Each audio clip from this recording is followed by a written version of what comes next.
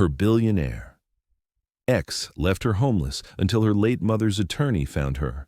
"Are you Nicolette?" Nicolette Jones knelt behind the coffee shop dumpster, her trembling fingers wrapped around a half-eaten sandwich when polished heels stopped beside her.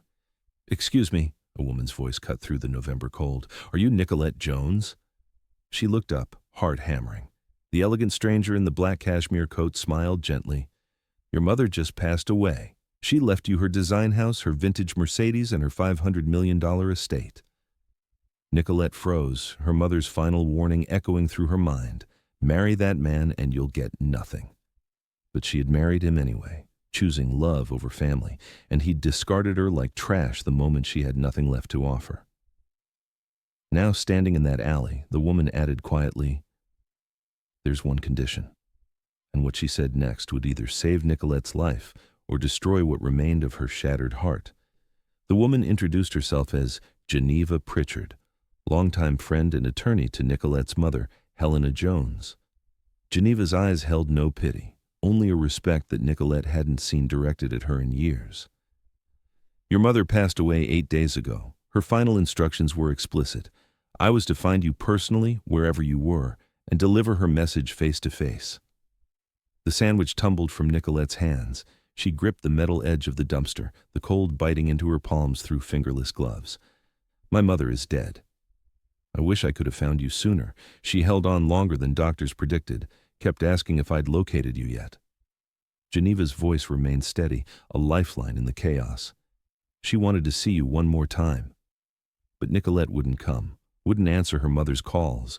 She had chosen Marcus over Helena, and now her mother was gone. Forever. The finality of it crushed the air from her lungs. The grief that erupted came from somewhere deep and primal. Nicolette's legs buckled. She was on the pavement, concrete rough against her knees, making sounds that didn't seem human. Geneva knelt beside her, heedless of the filth on the ground, and simply waited. No platitudes, no false comfort, just presence. When Nicolette could finally breathe again, Geneva spoke quietly. "Your mother understood why you stayed away. She knew what Marcus did to you, how he twisted everything until you couldn't see straight. That's precisely why she did what she did." "What are you talking about?" "Helena left you her entire estate, the mansion on Riverside Heights where you grew up, the vintage Mercedes she bought to celebrate Jones Couture's first major success, her personal fortune, her investments, her legacy." Geneva paused, letting the words settle like snow. "Conservative estimates value everything at $500 million. The number was absurd. Nicolette stared at this elegant stranger, trying to process. She was sitting in an alley, wearing clothes she'd worn for weeks, smelling of desperation and decay, and this woman was telling her she was wealthy. She said if I married him, I'd get nothing. She said that hoping fear would wake you up when love couldn't. When you married him anyway, she didn't stop loving you. She simply started planning for the day you'd find your way back." Geneva stood, offering her hand. "But there are conditions attached to the inheritance, significant ones. We need to discuss them somewhere warm. My car's just there." Inside the heated vehicle, warmth enveloped Nicolette like an embrace from another life. Geneva handed her water in a thick envelope embossed with her mother's initials. HLJ. Helena Louise Jones. A woman who'd built an empire with her hands and lost her daughter to a predator. "The conditions are not negotiable," Geneva began, her tone businesslike but not unkind. "First, you must return to the world your mother built, not just physically inhabit her home, but truly return. Jones Couture has been failing since you left. You have 1 year to restore the company to profitability and creative relevance." Nicolette's hands shook as she opened the envelope. Inside were photographs of the mansion, the design studios, the gardens where she'd spent countless afternoons with her mother, learning to see beauty in every detail, learning to dream in fabric and thread. "The second condition is more complex." Geneva's voice took on an edge sharp enough to cut. "The Carver family has been systematically attempting to destroy the historic districts surrounding your mother's estate. Marcus's development company wants to demolish dozens of homes, beautiful and irreplaceable buildings, to construct luxury towers. Your mother spent her final years fighting to preserve that neighborhood. She wants you to finish the fight." Hearing his name was like being struck. Physical pain radiated through Nicolette's chest. Marcus is trying to tear down my mother's neighborhood? He began the acquisition processes shortly after your divorce. Some believe it was strategic, attacking what your mother loved most, punishing her for trying to protect you from him. Rage flooded through Nicolette's body, hot and clarifying. All those years defending him, believing his version of reality, letting him convince her that her mother was controlling and unreasonable. And while she'd been isolated and manipulated, while she'd been losing herself piece by piece, he'd been planning revenge against an elderly woman whose only crime was loving her daughter too much to watch her be destroyed. If I meet these conditions, the estate becomes mine. If you fail, everything goes to charity. Your mother was adamant. She said you needed more than money. You needed purpose. You needed to remember who you were before he systematically erased that person. Nicolette stared at the photographs. On the back of one, her mother had written in familiar handwriting, "For my daughter who forgot who was a queen. Come home." The words broke something open inside her. Or maybe they put something broken back together. She couldn't tell which. When can I start? Geneva's smile was genuine, reaching eyes that had seen too much suffering and still chose hope. Right now. The drive through the city felt dreamlike. Nicolette watched neighborhoods transform from desperate to prosperous, each block bringing back memories of walks with her mother, conversations about art and legacy, dreams they'd built together before everything shattered like glass under Marcus's deliberate cruelty. The mansion appeared like something from a fairy tale, every window glowing against the darkness, the facade beautiful and impossibly familiar. As Geneva's car stopped in the circular driveway, the front door opened and people emerged. People who'd been waiting, people who'd never stopped believing she'd come back. Raymond Wells reached her first. The estate manager, who'd been with their family since Nicolette was a child, pulled her into a fierce embrace that smelled of cedar and safety. "Miss Nicolette, oh child, we thought we'd lost you forever. Welcome home." His voice cracked on the last words, and Nicolette realized he was crying. This dignified man who'd taught her to ride a bicycle and attended every school play was crying because she'd come home. "Mr. Raymond, I'm so sorry. I'm so sorry I left." "Hush now, you're here. That's all that matters." Then a younger woman stepped forward, her expression guarded. Her dark skin glowed in the porch light, but her eyes held something harder than welcome. "I'm Tamara Colton, your cousin. We met a few times before you left. I've been managing what remains of Jones Couture. We should meet tomorrow morning. You need to understand exactly how dire the situation is." She turned and walked back into the house without waiting for a response, her posture rigid with barely contained resentment. "Don't take it personally," Raymond whispered, his hand warm on Nicolette's shoulder. "She's been carrying enormous weight, trying to preserve your mother's dream while grieving. She'll come around." Geneva handed Nicolette an ornate key, brass worn smooth by Helena's hands. "This house is yours now. I'll return tomorrow to discuss the legal requirements in detail. Tonight, just rest. Your mother left letters throughout the house. Find them when you're ready." After everyone else retreated, Nicolette stood alone in the grand foyer. Marble floors gleamed under crystal chandeliers that cast warm light across walls lined with original paintings, many by her mother's artist friends, pieces worth fortunes, but kept for love rather than investment. Nothing had changed. Her mother had preserved everything, as if maintaining a museum dedicated to the hope that her daughter would return. Raymond appeared with gentle insistence, guiding Nicolette upstairs to her old bedroom. It was exactly as she'd left it, down to the book on the nightstand.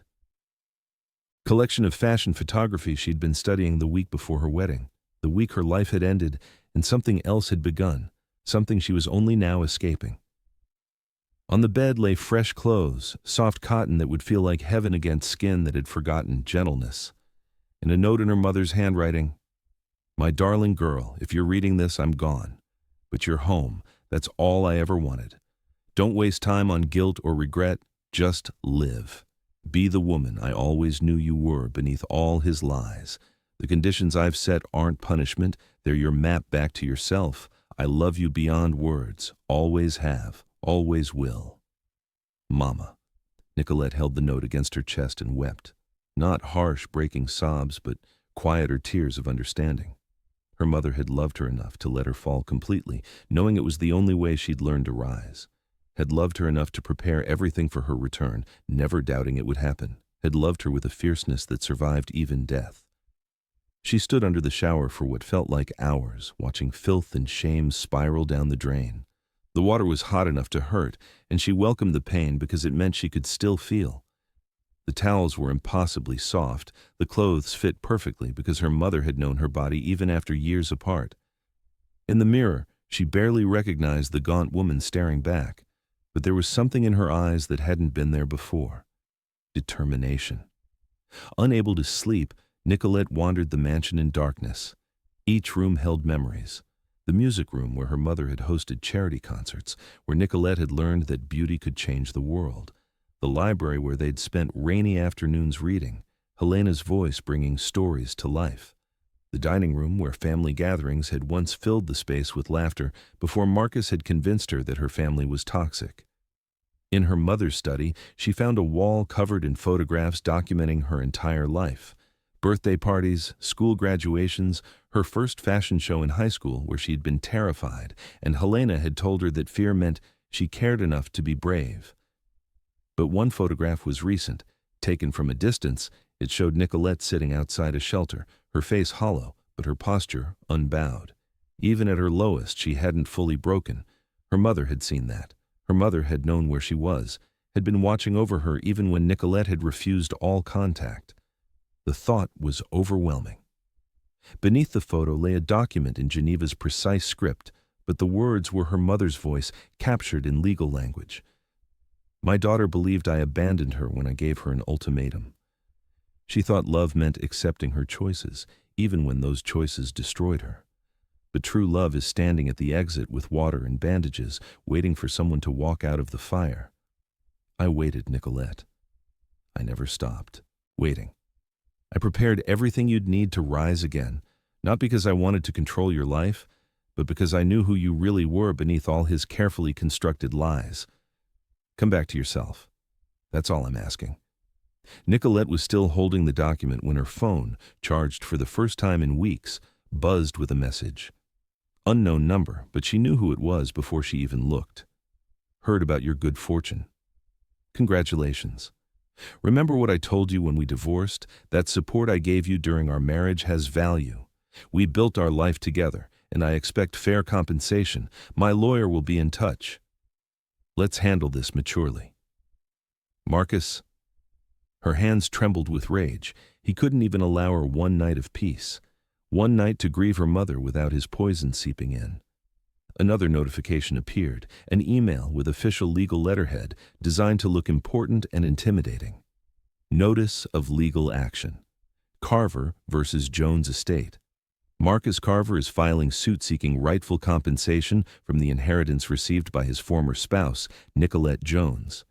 Claim: Marcus Carver provided substantial support during their marriage, entitling him to 50% of all inherited assets. Initial hearing has been scheduled.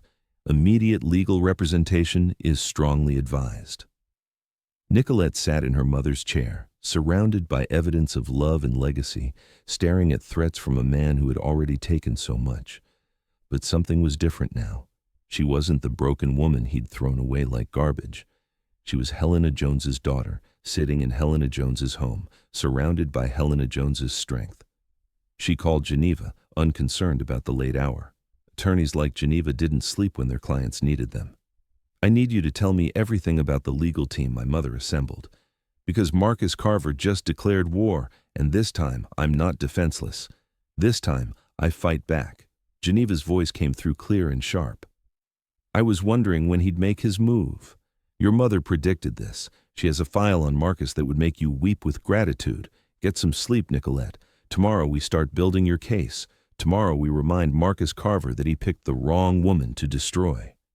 Morning came too quickly. Nicolette dressed carefully in one of her mother's suits, a charcoal gray that spoke of power without aggression. The fabric was exquisite, the cut perfect. She felt the weight of legacy in every seam. The preliminary city council hearing awaited, her first public appearance since inheriting, her first step back into the world that Marcus had spent years cutting her off from. The council chambers were packed. Nicolette took her seat in the gallery, Geneva beside her radiating professional competence. Across the room, Marcus's legal team arranged themselves with military precision, but Marcus himself wasn't there yet. Council President Patricia Holloway called the session to order. We're here for preliminary discussion regarding the proposed Riverside Heights development project. Mr. Colin Fitzpatrick, environmental consultant, you may present your findings.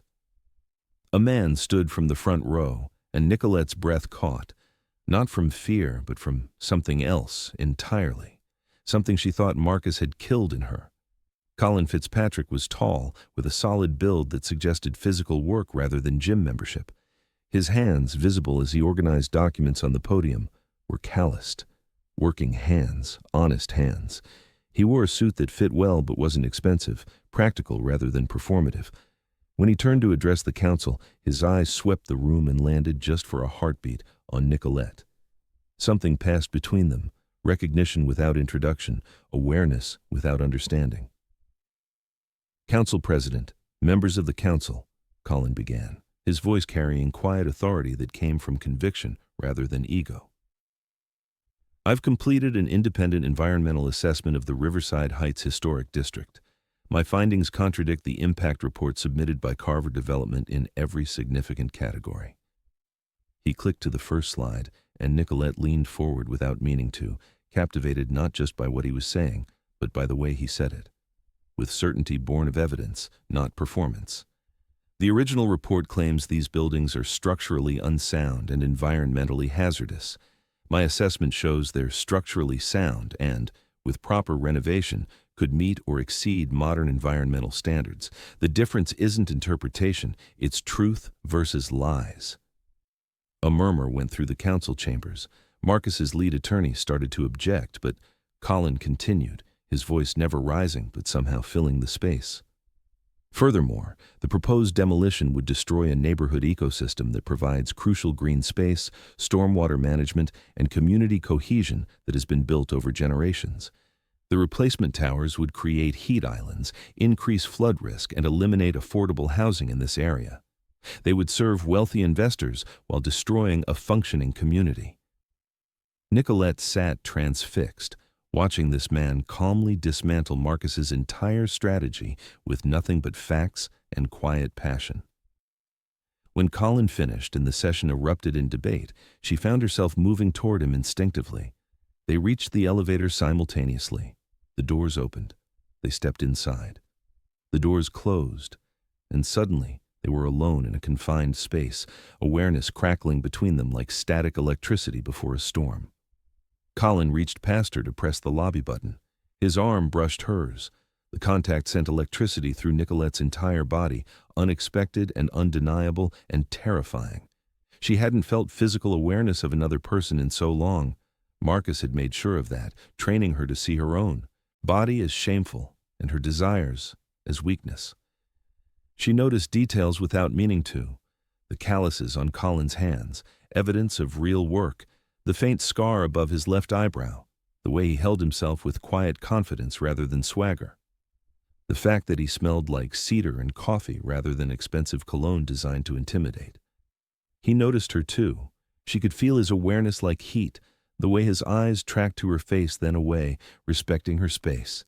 The precise way she held herself, like someone who'd learned to take up less room than she deserved. The tension in her shoulders that spoke of constant vigilance. Neither spoke, but the silence was heavy with unspoken questions and something neither of them was ready to name. When the doors opened, he held them, and their fingers accidentally touched on the frame. The contact lasted a heartbeat too long, long enough for her pulse to spike, long enough for her to see his pupils dilate slightly.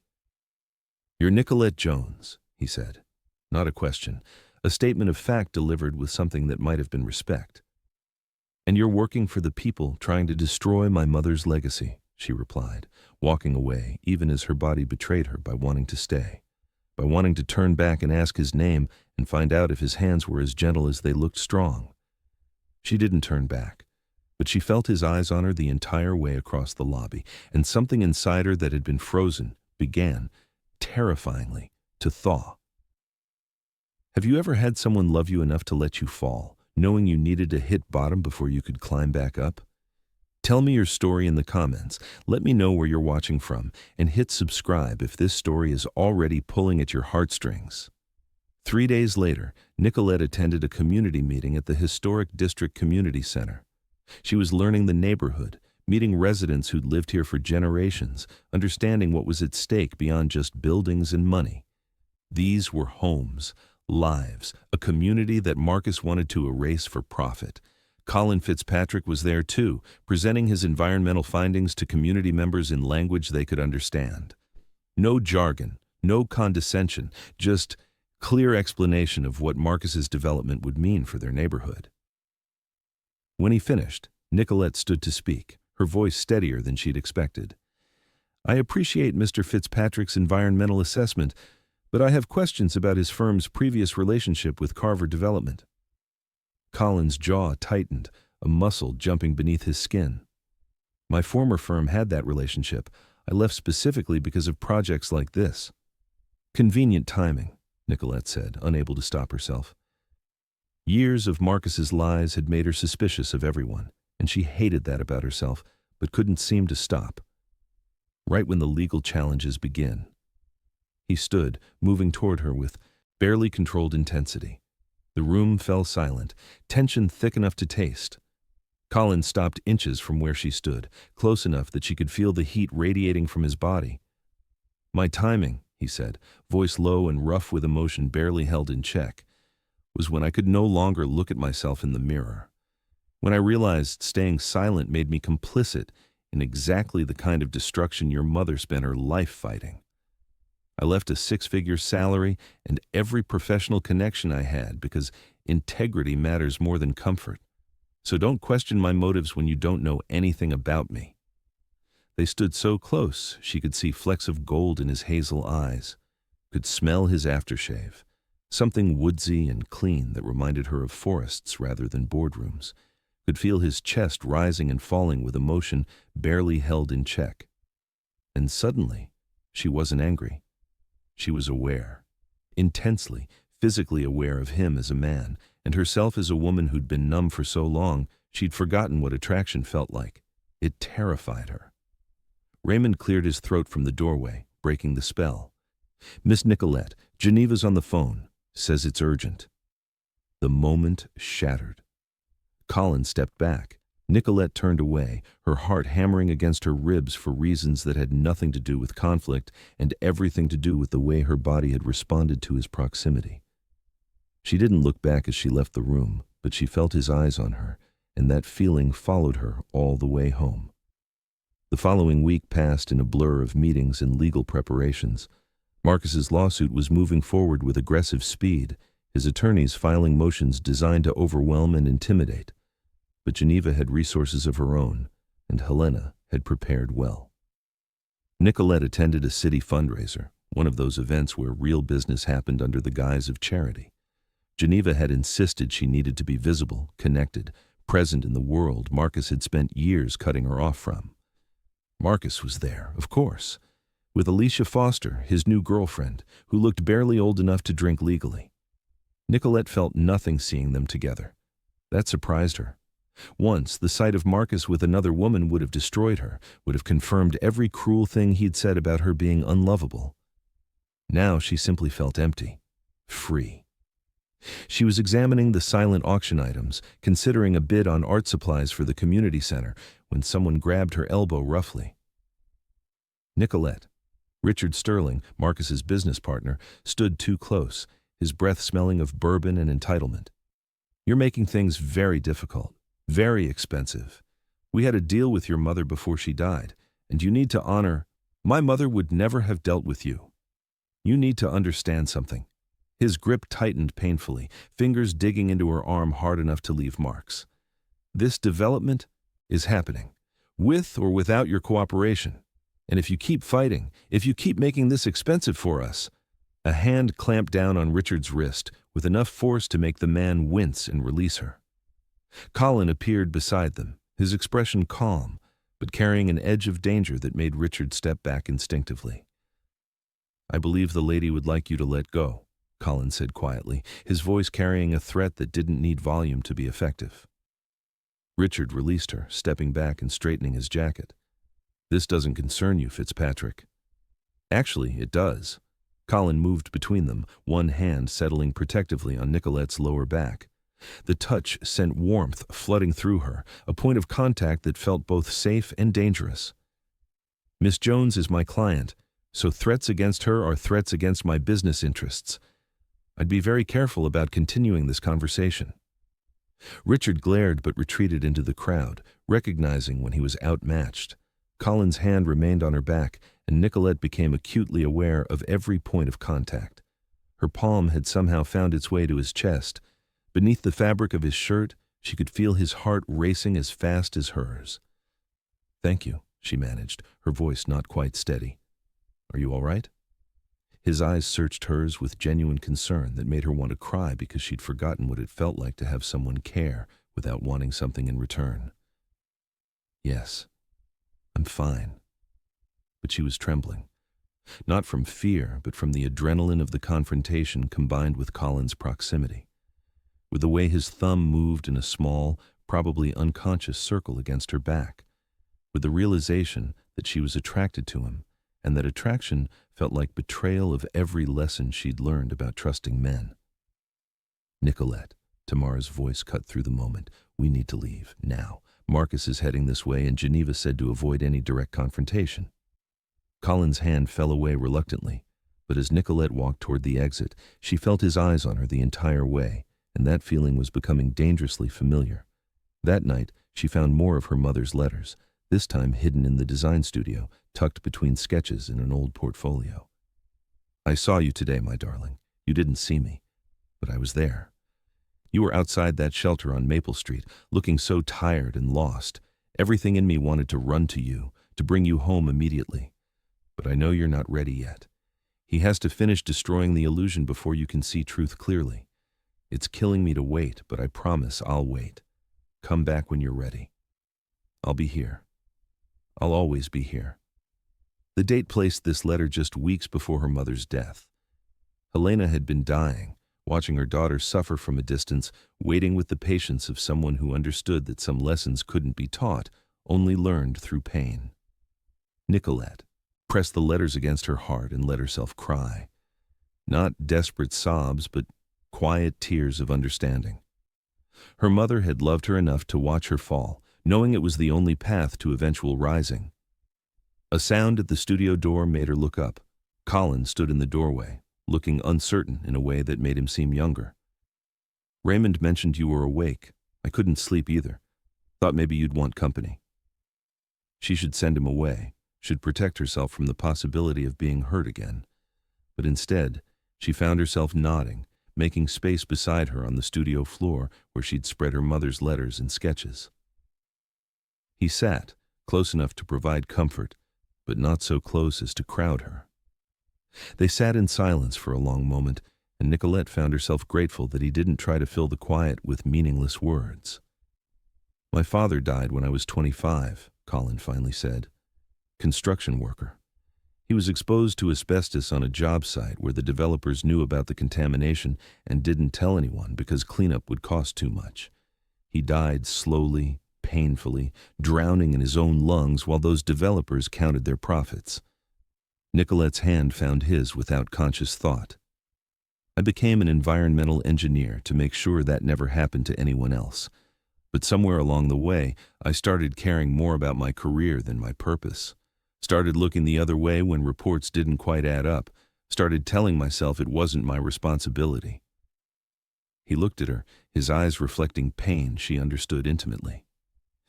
"Then I saw what Marcus's firm was doing. The falsified reports, the bribery, the willingness to destroy an entire neighborhood for profit. And I saw your mother fighting them. This elderly woman with terminal illness, refusing to back down. She reminded me of my father, of all the people who get destroyed by men who value profit over human life. And I couldn't stay silent anymore." "Why are you telling me this?" "Because you need to know I understand what it costs to finally stand up, what it costs to realize you've been complicit through silence. I'm not naive enough to think that makes us the same. But I wanted you to know that I see you, the real you, not the broken woman Marcus tried to create. Nicolette pulled her hand back, suddenly afraid of how much his words meant. You don't know me. Maybe not, but I'd like to. Before she could respond, before she could figure out if she was brave enough to let someone try to know her again, Tamara appeared in the doorway. Nicolette, Geneva called. The depositions start tomorrow. Marcus's team is being aggressive about witness lists. We need to prepare. The moment shattered. Colin stood, offering his hand to help Nicolette up. When their fingers touched, the electricity was still there, undeniable and terrifying, and somehow exactly what she needed. I'll see you at the courthouse, he said, then left before she could find words. Nicolette touched her face where his eyes had lingered, feeling the warmth there, and knew with absolute certainty that she was in serious trouble. The kind of trouble that might heal her or break her all over again, and she had no idea which. Chapter 2. The depositions were exactly as brutal as Geneva had warned. Marcus's legal team, led by the cold and calculating Preston Vale, systematically attacked everyone Nicolette loved, twisting loyalty into conspiracy and devotion into greed. Raymond testified first. He sat with perfect posture across from Vale, his hands folded with the dignity of someone who'd served distinguished families his entire life. But Nicolette could see the tremor in those fingers. Mr. Wells, Vale began, his voice carrying false gentleness that made it more dangerous. You've worked for the Jones family for how long? I came to work for Miss Helena when Nicolette was just an infant. 35 years. So you witnessed the entire deterioration of the relationship between mother and daughter. I witnessed a young woman fall in love with the wrong man, and I watched her mother try desperately to protect her. Please just answer the question directly, Mr. Wells. Vale's politeness somehow made the correction more cutting. Did you witness conflict between mother and daughter regarding the marriage? Miss Helena tried to protect her daughter from a dangerous situation. Any mother would. By threatening complete disinheritance? By refusing all contact? Raymond's composure finally cracked. His voice broke as he spoke. Miss Helena refused to enable circumstances that were destroying her child. She believed she had to, believed it was the only way to make Nicolette see what was really happening to her. It nearly destroyed Helena to turn her daughter away. I held her while she wept, night after night, praying Nicolette would find her way home. So Helena Jones deliberately severed all communication with her own daughter. She deliberately refused to watch her daughter be systematically destroyed while pretending everything was fine. There's a difference, and you know it. Nicolette couldn't watch anymore. She stood abruptly, the chair scraping loudly against the floor, and fled the room. Geneva followed her into the hallway where Nicolette pressed her forehead against the cold wall, trying to remember how to breathe. I killed her, Nicolette whispered. My stubbornness, my blindness. I killed my mother. No, Geneva's voice was iron. Your mother's illness killed her. You didn't cause it, and this is exactly what they want, for you to drown in guilt so completely that you can't fight effectively. How can I sit there and listen to them dissect what I did to her? Because that's what it takes to win. That's what your mother knew you'd have to face. Every truth, every failure, every consequence, and choose to fight anyway. They returned to the room as Tamara's deposition began. Nicolette's cousin sat with barely controlled fury, someone who'd been waiting for this opportunity to speak truth, regardless of consequences. Vale treated her with more caution, perhaps sensing the danger. Miss Colton, you're the defendant's cousin and have been managing Jones Couture. Describe the company's current condition. Devastated. Tamara's voice was sharp enough to draw blood. We've lost every major account, our most talented designers, our entire reputation for reliability. We're surviving on small commissions and the loyalty of a handful of longtime clients who remember what we used to be. When did this decline begin? Tamara looked directly at Marcus, who'd finally arrived and sat in the back of the room. Her voice carried years of watching. Approximately 1 year after Nicolette married Marcus Carver. Suddenly, our suppliers started refusing to work with us. Our clients became mysteriously unavailable. Applications for standard loans were inexplicably denied. We later discovered through considerable investigation that someone had been actively, deliberately sabotaging every relationship we had. You're making serious accusations. Do you have evidence? I have testimonies from multiple suppliers who were contacted by representatives from Carver Enterprises offering them substantially more favorable terms if they immediately stopped doing business with us. I've recovered emails from former clients who admitted, some reluctantly, some angrily, that they were pressured to drop us. I have a documented paper trail of deliberate interference that corresponds exactly with Nicolette's marriage. Vale went very still, realizing his client had kept crucial information from him. You're directly accusing Mr. Carver of deliberately destroying Jones Couture. I'm not accusing, I'm stating documented facts. Tamara's voice never wavered. Marcus Carver saw Nicolette's family as an obstacle to complete control over her. He wanted her absolutely dependent on him with nowhere to turn.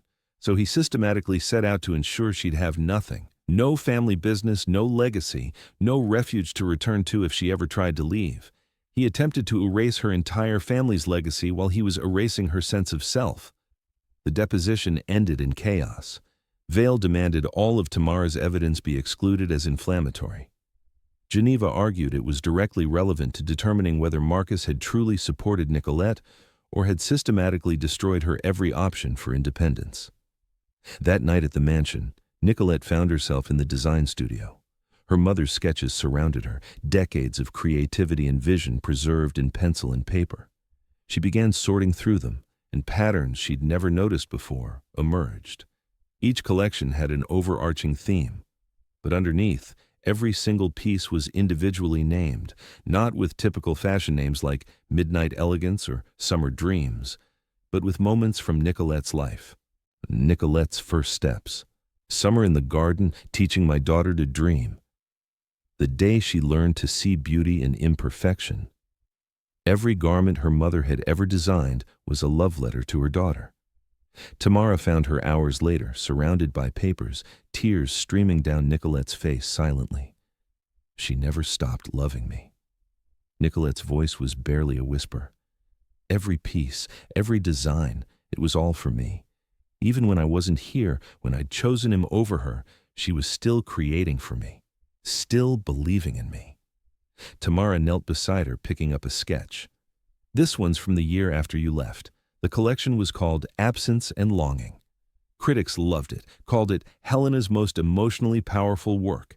They had no idea she was literally designing her grief, putting her pain into every seam. How do I possibly make this right? You can't. You can't undo the past or bring back lost time, but you can honor it by fighting for what she built, by being the daughter she always believed you were, underneath all of Marcus's careful manipulation. They worked through the night.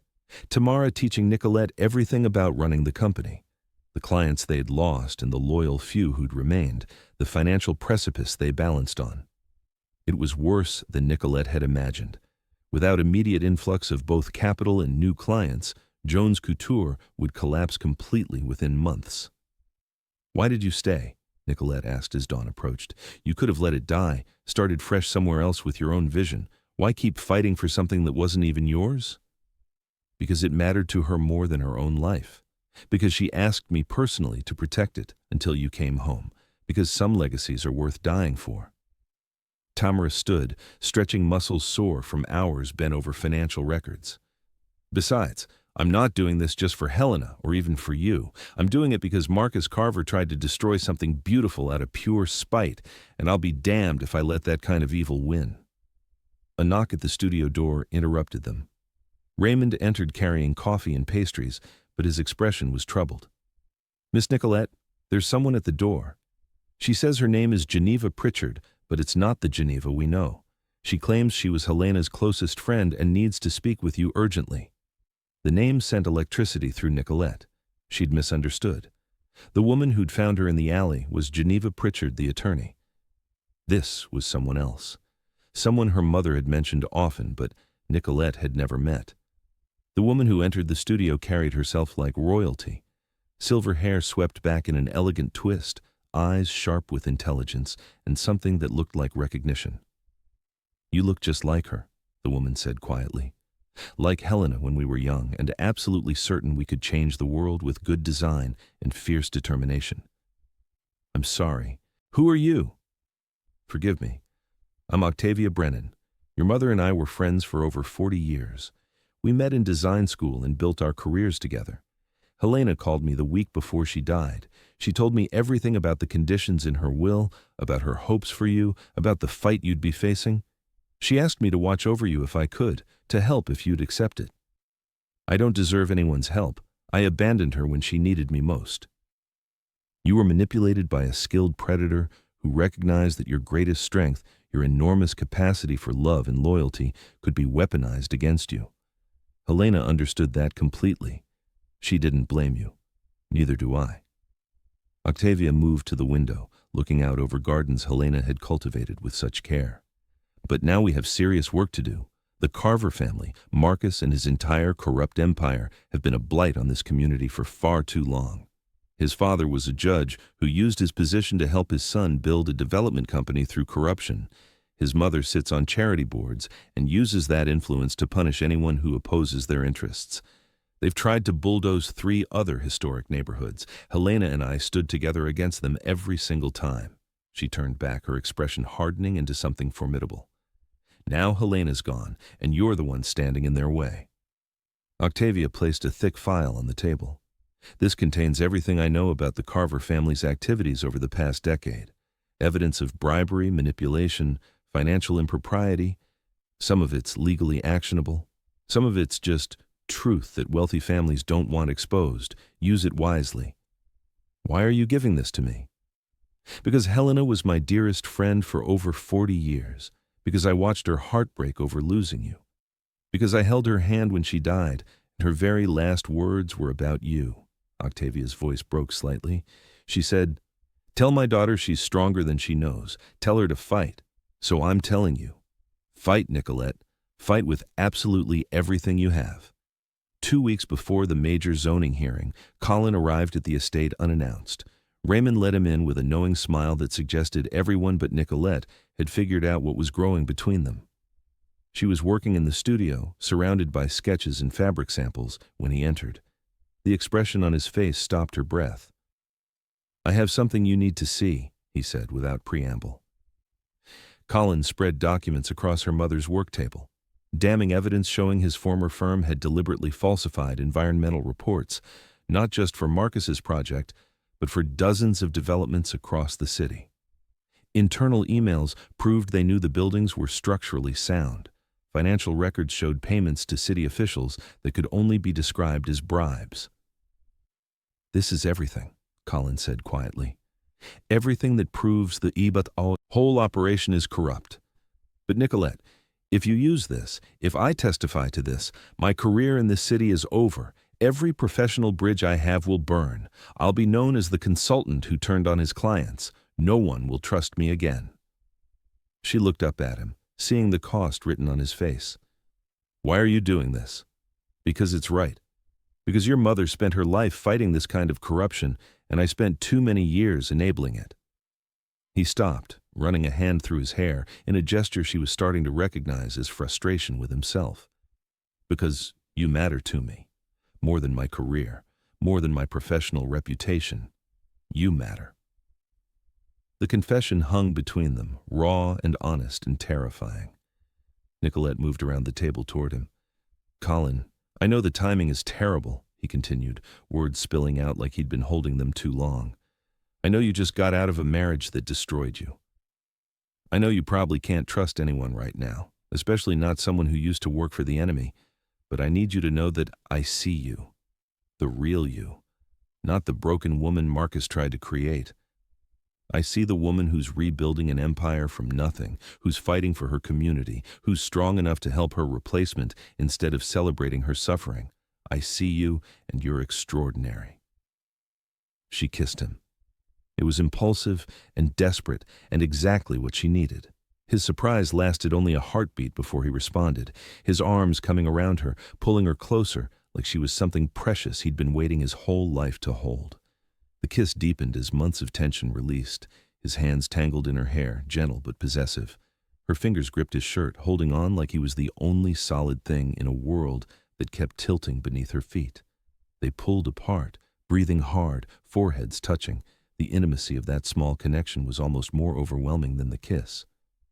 I can't be another mistake, Nicolette whispered, voicing her deepest fear. I can't survive another man who breaks me. You're not a mistake. Colin's voice was rough with emotion barely held in check. And I'm not him. I will never be him. I will never make you smaller to make myself bigger. I will never control you or manipulate you or make you doubt your own reality. I will never take your strength and call it weakness. I swear it. She believed him, against every self-protective instinct screaming at her to run, to protect herself, to never trust again. She believed him. Maybe that made her foolish. Maybe it made her brave. She couldn't tell which and found she didn't care. Show me, she said. He did. His mouth found hers again, slower this time, exploring rather than claiming. Learning what made her sigh, what made her lean into him, what made her hands tighten in his hair. He lifted her onto the work table where they'd first almost kissed, standing between her legs. The position brought their bodies into perfect alignment, and the feel of him against her sent heat flooding through her veins. His mouth traveled down her neck, and her head fell back, a sound escaping her that was half gasp, half plea. His hands moved to the buttons of her blouse, then paused, his fingers trembling slightly against the fabric. Tell me this is what you want, he said, pulling back to look at her. His eyes were dark with desire, but clear with need for her explicit consent. Tell me you want this. Not because you're grateful or scared or trying to prove something. Tell me you want me. I want this. I want you. The words came easier than she had expected. I'm terrified and uncertain, and I don't know what I'm doing, but I want you. I want this. They helped each other out of clothes with a combination of urgency and reverence. When his hands touched bare skin, Nicolette felt something shift inside her. Not just arousal, though that was there, fierce and demanding, but healing. Every gentle caress erased a cruel word Marcus had spoken about her body. Every kiss rewrote the story she'd been told about her worth. Colin explored her with patient thoroughness, learning what made her gasp, what made her arch into his touch, what made her whisper his name like a prayer. She discovered the landscape of him, the scar on his shoulder from a construction accident, the lean muscles earned through work rather than vanity, the way he shuddered when her fingers traced certain paths across his skin. They came together on that work table surrounded by her mother's sketches, their bodies fitting with startling rightness. Colin moved above her, inside her, his eyes locked on hers, refusing to let her hide or retreat into her head the way she'd learned to do with Marcus. Stay with me, he whispered when he felt her starting to drift. Stay here, stay present. It's just us, just this. So, she stayed present in her body in the moment, in the overwhelming sensation of being wanted without being possessed, of being touched with reverence instead of entitlement, of mattering. When they reached the edge of complete surrender, when she felt herself tipping towards something that felt too vulnerable, too exposing, she pulled back. Not yet, she gasped, her hands on his chest stopping him. I want to. God, I want to, but not yet. Not until I'm completely sure I'm choosing this, choosing you, for the right reasons and not just because I'm desperate to feel something good.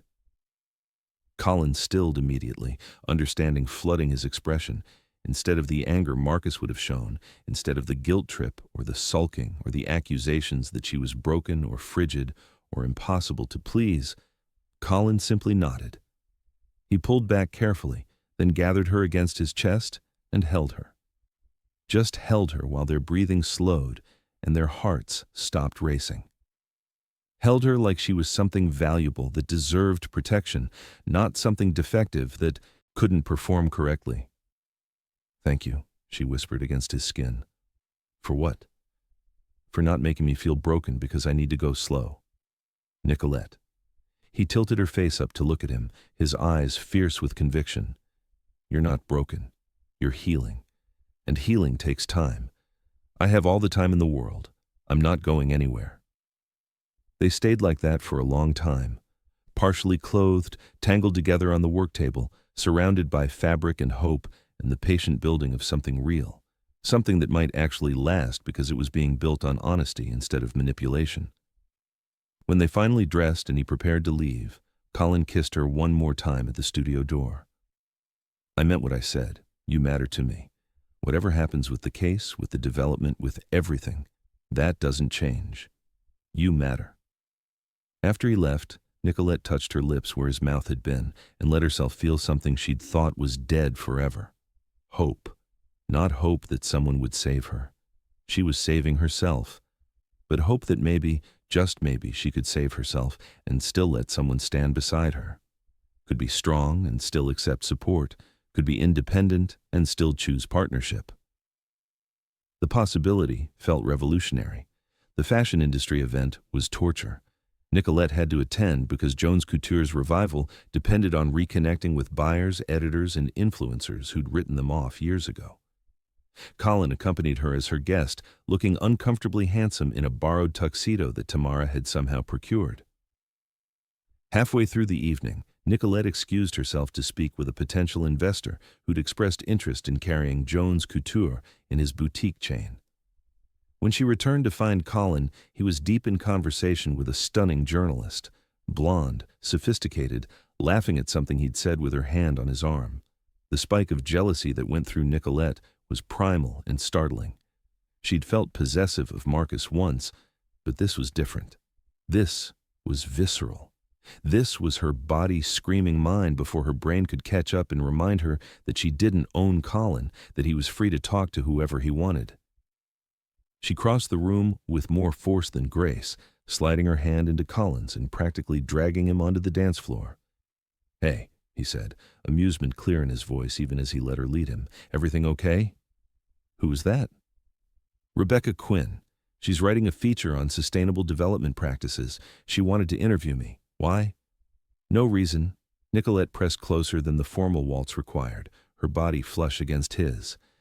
"I just decided I needed to dance. With you, right now." Colin's smile widened, understanding dawning in his eyes. "You're jealous." "Completely." He pulled her even closer, his mouth against her ear, his breath warm on her skin. "Good. Because watching you charm that investor made me want to punch something. Preferably his face when he looked at you like you were something he wanted to acquire instead of someone he should respect." The confession sent heat flooding through her. Possessiveness that went both ways, desire that was mutual and acknowledged and safe to express. She looked up at him, seeing her own feelings reflected in his eyes. "This is new for me," she admitted quietly, the music and crowd fading away until it felt like they were alone. Wanting someone this much, being wanted in return without it feeling like a trap. For me too, and it's terrifying and perfect all at once. They swayed together, the rest of the room disappearing, both acknowledging without words that something profound was happening between them, something worth protecting, something worth fighting for. When the song ended, Colin didn't release her immediately. His hand lingered at the small of her back, his eyes searching hers. "Come home with me tonight," he said.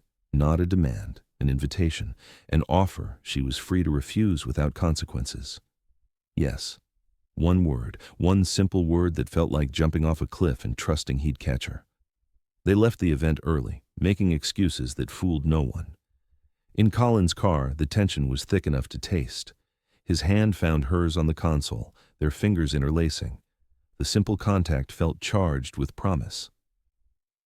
At his apartment, the waterfront view she remembered from before, Colin poured wine with hands that shook slightly. Nicolette stood at the windows, looking out at the city lights reflecting off dark water, and let anticipation build a little longer. "Why did you really leave the firm?" she asked, accepting the glass he offered.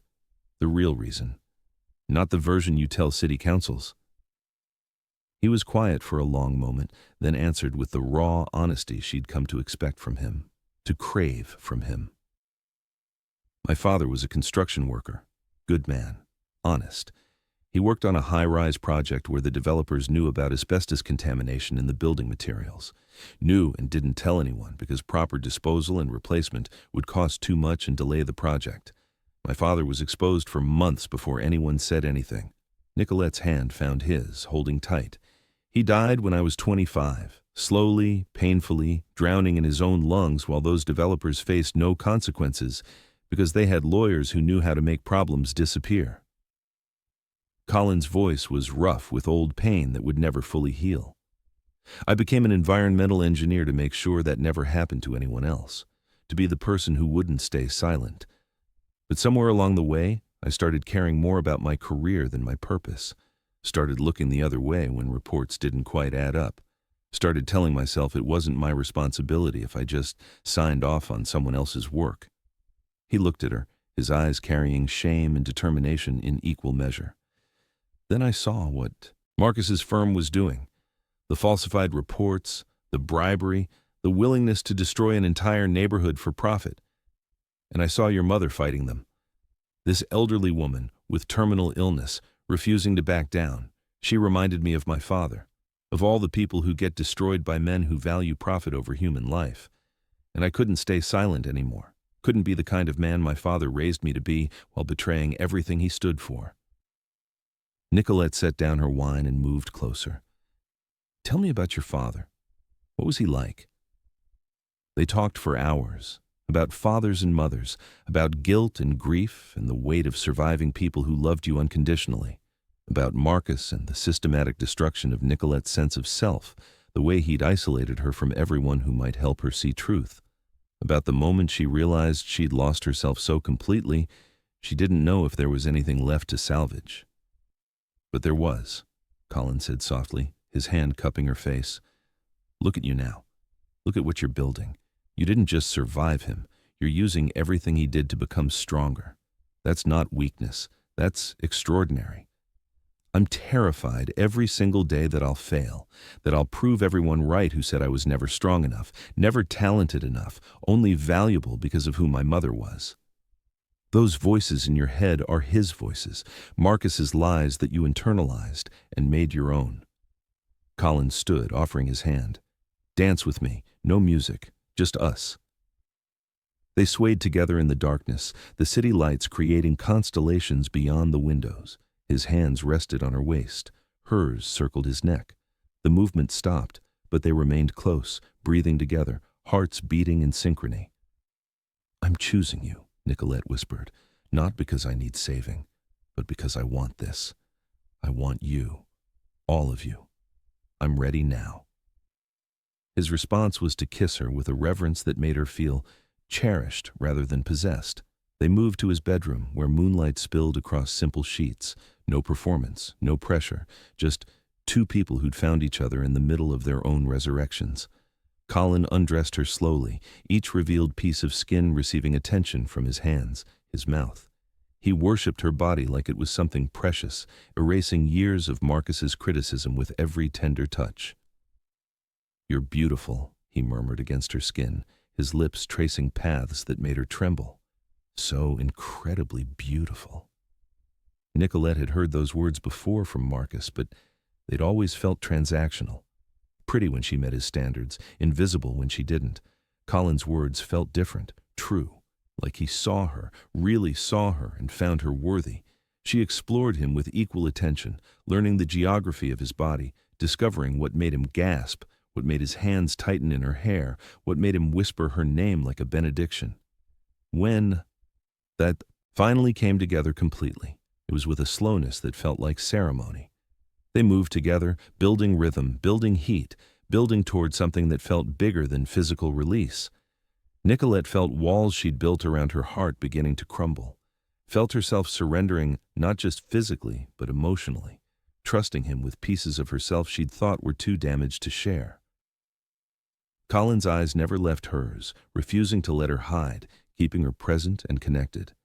His hands were reverent, his mouth tender, his body moving with hers in perfect synchrony. When he whispered her name, it sounded like worship. When they reached that peak together, when they tumbled over the edge into something vast and overwhelming, she cried. Not from pain, but from the overwhelming relief of feeling whole again, of choosing intimacy freely, without coercion or manipulation, of being with someone who saw her as an equal, a partner, someone worthy of respect and tenderness and devotion. Colin held her afterward, stroking her hair, whispering reassurances that she was safe, she was loved, she was home. I love you, she said, surprising herself. She hadn't meant to say it, but now that the words were out, she realized they were true, undeniable. I love you, And that terrifies me because I've been wrong before, but it's true." Colin pulled back enough to look at her, his eyes reflecting moonlight and emotion so raw it made her ache. "I love you too. Have for weeks.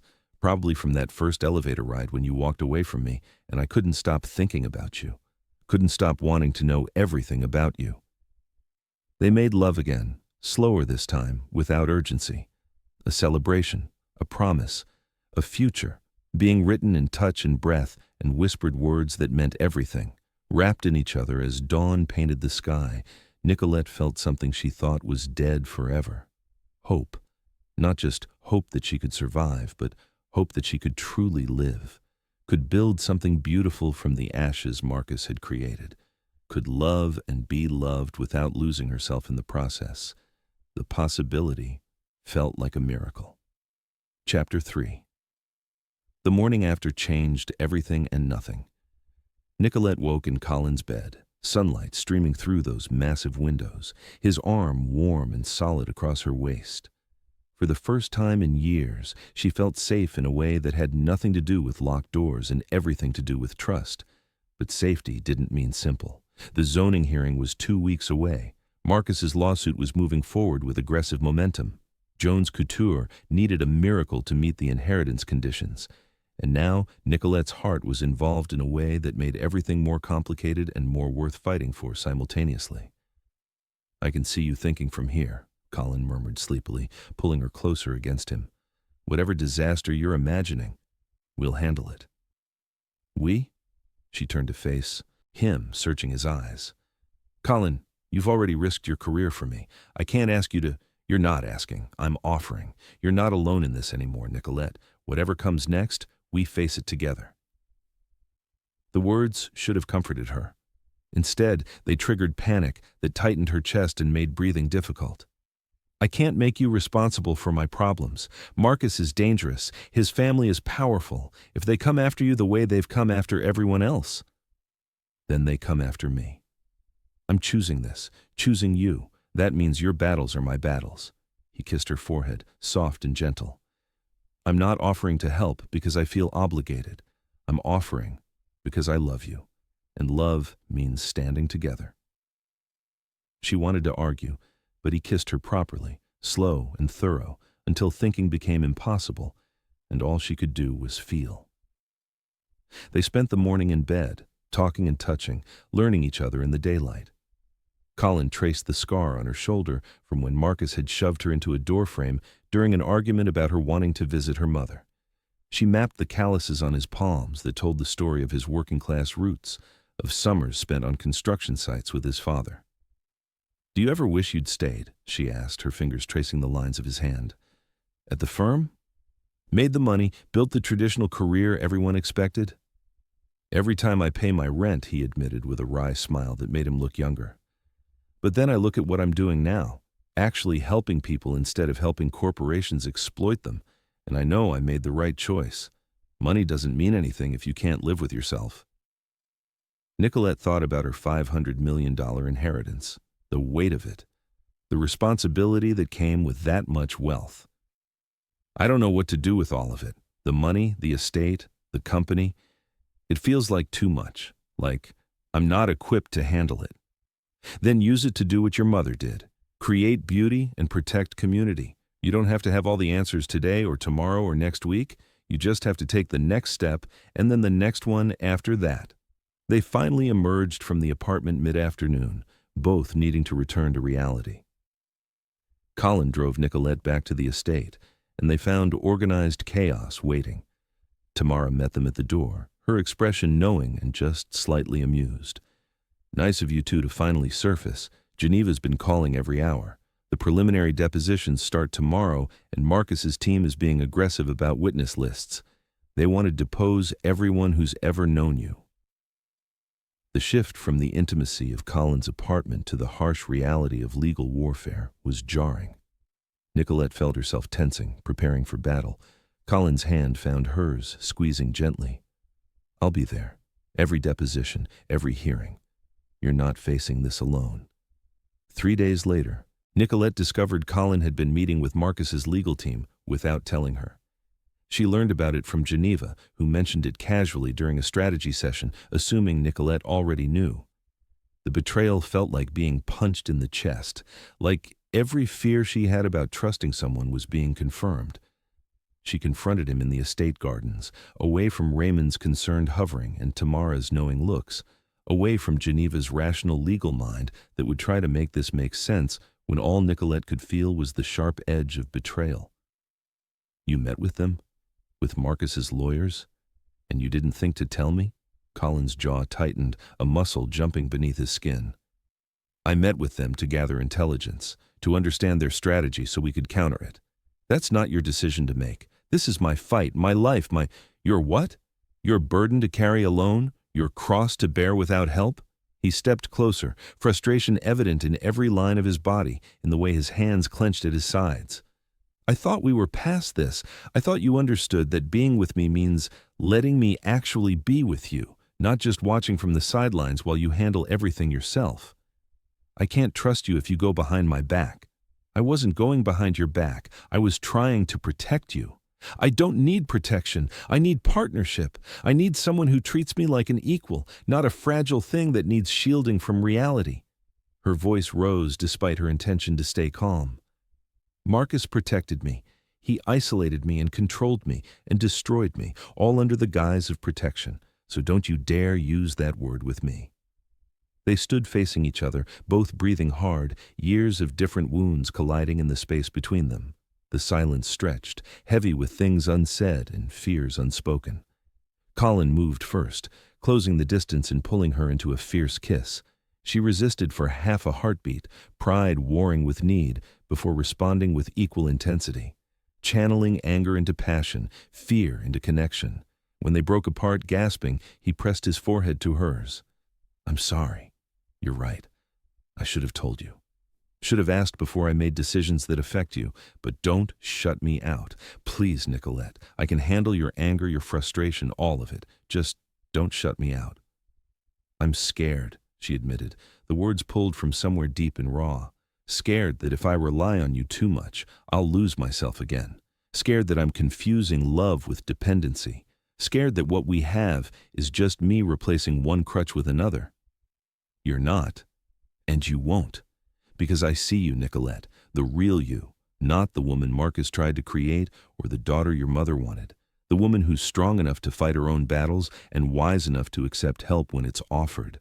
I love that woman. I don't want to change her or fix her or make her dependent. I want to stand beside her while she conquers the world." They held each other in the garden where her mother had planted magnolias, where Nicolette had once cried while Colin held her, where the foundation of their relationship had been built on honesty and vulnerability, where they were learning, slowly and imperfectly, how to love without possession. The courthouse elevator broke down 3 days before the major hearing. Of course it did. Nicolette and Colin were trapped between floors for 40 minutes while maintenance worked on the mechanical issue. The small space, the stress of impending legal battles, the unresolved tension from their argument that they'd patched but not fully healed. Everything converged in that confined space. They didn't speak at first, just stood on opposite sides of the elevator, pretending to be interested in their phones despite having no signal. The silence was heavy, uncomfortable in a way their silences had never been before. Finally, Colin said, "This is ridiculous." "What is?" "Us, standing here like strangers when 3 days ago we—" He stopped, running a hand through his hair. "I hate fighting with you. Hate the distance it creates." "I hate it too." Nicolette looked at him across the small space, really looked at him, saw the exhaustion in his eyes, the tension in his shoulders, the way he held himself like he was bracing for her to push him away. "You look terrible." "Thanks, you look beautiful." "Liar, I look exhausted." "Beautiful and exhausted aren't mutually exclusive." He smiled slightly, and something in Nicolette's chest loosened. They gravitated together without conscious decision, meeting in the middle of the small space, foreheads touching, hands clasped tightly, breathing synchronized. The intimacy of it was almost overwhelming. "I trust you," Nicolette whispered. "I'm sorry I made you doubt that. Sorry I let my fear of what Marcus did make me doubt what we have. I trust you too, to make your own decisions, to ask for help when you need it, to be strong enough for both of us when I'm not. He pulled back just enough to look at her. We're going to fight sometimes. We're going to get it wrong, but we'll figure it out, together. The elevator lurched back into motion, but neither moved apart. They rode to the ground floor, still holding each other, neither wanting to be anywhere else despite the discomfort of the small space. The week before the fashion show that would determine Jones Couture's future, Nicolette pushed herself too hard. 3 hours of sleep a night for days on end, endless hours in the studio, stress eating away at her until her body simply gave up and refused to cooperate anymore. She collapsed during a fitting, just crumpled to the floor like her bones had turned to water and her muscles had forgotten their purpose. Colin got the call from Tamara and was there in 15 minutes, breaking every speed limit. He found Nicolette on her bedroom floor, weak and disoriented, insisting she was fine even as her body contradicted every word. He didn't argue or lecture, just scooped her up and carried her to bed, then went about taking care of her with quiet competence that made her want to cry. Brought soup from the kitchen that Raymond had made, drew a bath with lavender salts, sat beside her bed while she protested weakly that she had too much to do. "The work will wait," he said firmly, his hand gentle on her forehead, checking for fever. "Your health won't, and neither will I. So you can cooperate and rest, or I can sit here and physically prevent you from leaving this bed. Your choice. Colin, I can't afford to rest. The show is in 5 days. If I don't finish these pieces, if you don't take care of yourself, you won't be able to do the show at all. Then everything you've worked for falls apart anyway." He took her hand, his thumb moving in gentle circles across her knuckles. "Let me help. Let Tamara help. Let Raymond help. You have people now, Nicolette. People who love you and want to support you. Use them. That's not weakness, that's wisdom." She wanted to argue, but exhaustion won. She let him tend to her with a gentleness she was still learning to accept. Let him help her into the bath he'd prepared, the water hot enough to soothe muscles she'd pushed too hard. Let him sit on the bathroom floor and talk to her about nothing important, while she soaked away tension she'd been carrying for weeks. Later, when she was clean and fed and tucked into bed like a child, he sat beside her, stroking her hair until she fell asleep. His presence was steady, patient, asking nothing in return. When she woke hours later, disoriented in the darkness, he was still there, reading by lamplight, keeping watch. "You stayed," she said, her voice rough from the deepest sleep she'd had in weeks. "Of course I stayed. Where else would I be?" The care in his eyes, the devotion written across his face, was more intimate than any physical act could be. Nicolette realized she'd been loved before by Marcus, possessed, controlled, manipulated. But she'd never been cherished. Not like this. Not with a love that asked what she needed rather than demanding what it wanted. The depositions were brutal, just as Geneva had warned. Marcus's attorneys systematically attacked everyone Nicolette loved, twisting loyalty into suspicion, making family devotion look like conspiracy, turning genuine concern into calculated manipulation. Raymond testified about the years of watching Helena deteriorate while waiting for her daughter to come home. Marcus's lead attorney made it sound like Raymond had deliberately kept mother and daughter apart for financial gain, painting him as a mercenary rather than a devoted family servant. Tamara's deposition was worse. She had to recount every business failure, every lost client, every moment of watching Jones Couture slowly die. The attorney made it sound like Tamara had been incompetent, that she'd deliberately sabotaged the company to make Nicolette look better by comparison, that her resentment had motivated destruction rather than preservation. But the worst was when they deposed Geneva. The elderly attorney sat with perfect composure, while Marcus's attorney attacked her character, her professional ethics, her friendship with Helena. He insinuated that Geneva had manipulated a dying woman, that the inheritance conditions were Geneva's idea rather than Helena's, that she stood to profit enormously from Nicolette's success. "Isn't it true," the attorney said smoothly, his voice carrying false concern, "that you stand to gain financially from Miss Jones's success? That you're billing the estate for every hour you spend helping her?" Geneva's eyes flashed with barely controlled fury, decades of professional composure cracking slightly. "I'm billing standard rates for legal services, as is my professional right and obligation. but I would have helped Nicolette for free if necessary. Helena was my dearest friend for 40 years. Watching her daughter reclaim her life isn't a business transaction. It's honoring the memory of someone I loved more than you could possibly understand. How convenient that honoring memory also profits you. Enough! Nicolette stood, unable to watch anymore, unable to sit silent while they attacked the woman who'd found her in an alley and offered her a future. Stop twisting everything. Geneva has done nothing but help me. My mother trusted her completely, and so do I.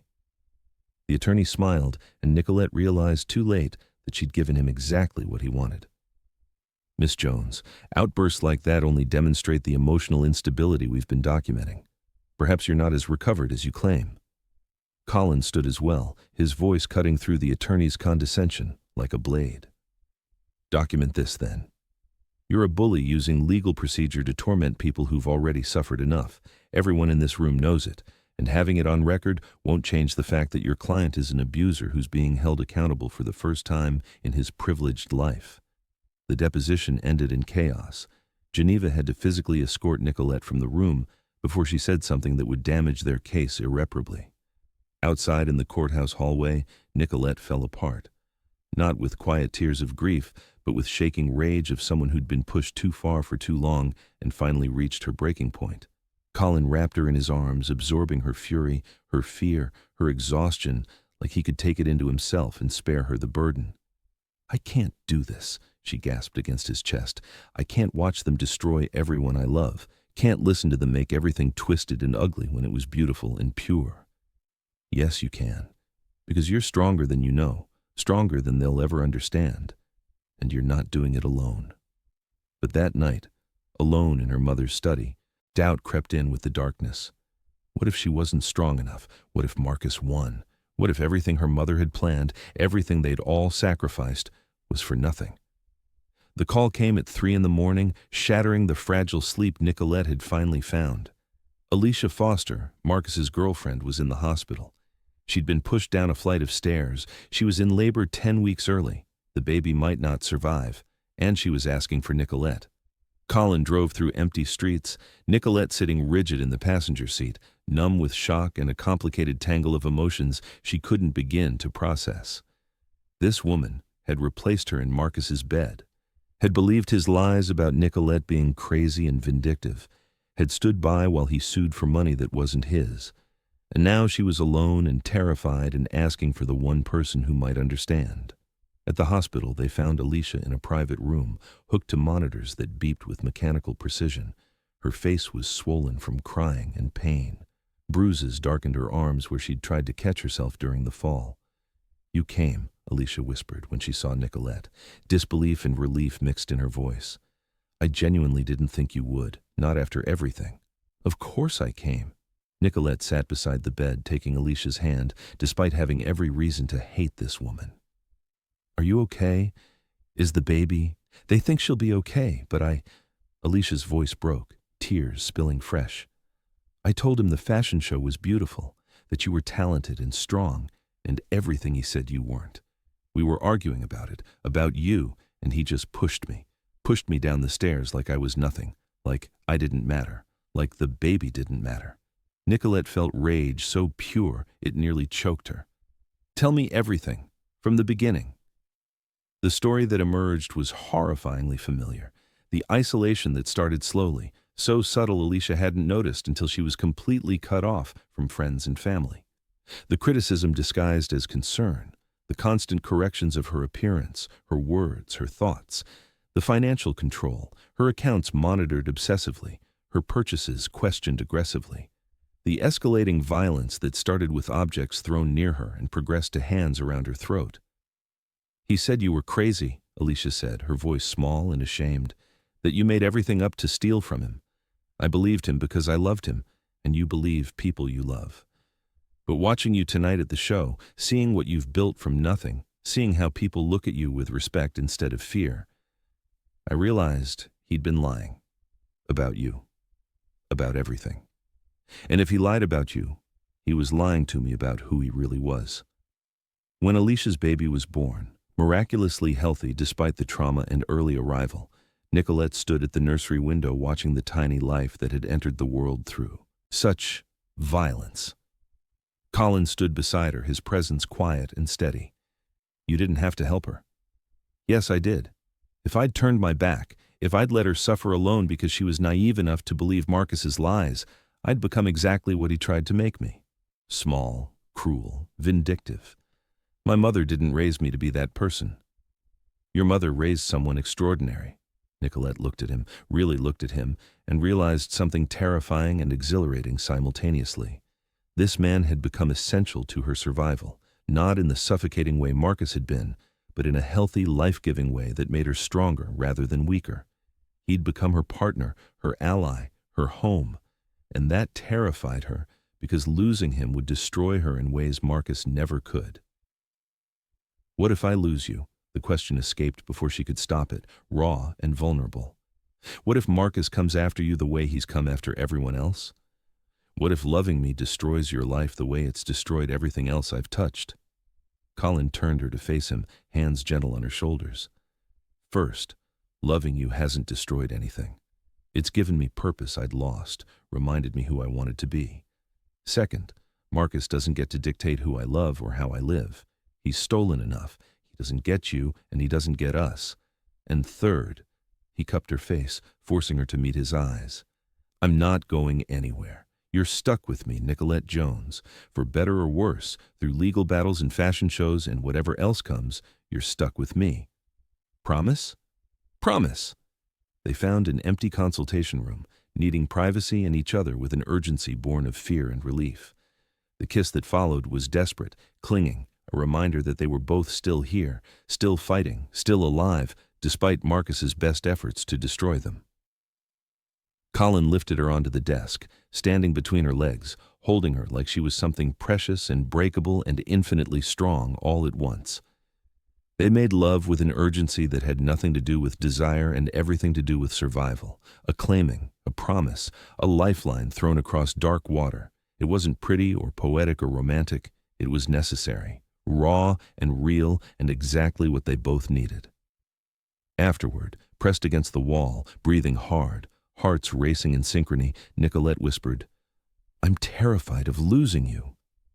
Then hold tighter, Colin said against her hair, his arms strong and sure around her. Because I'm not letting go. Not now.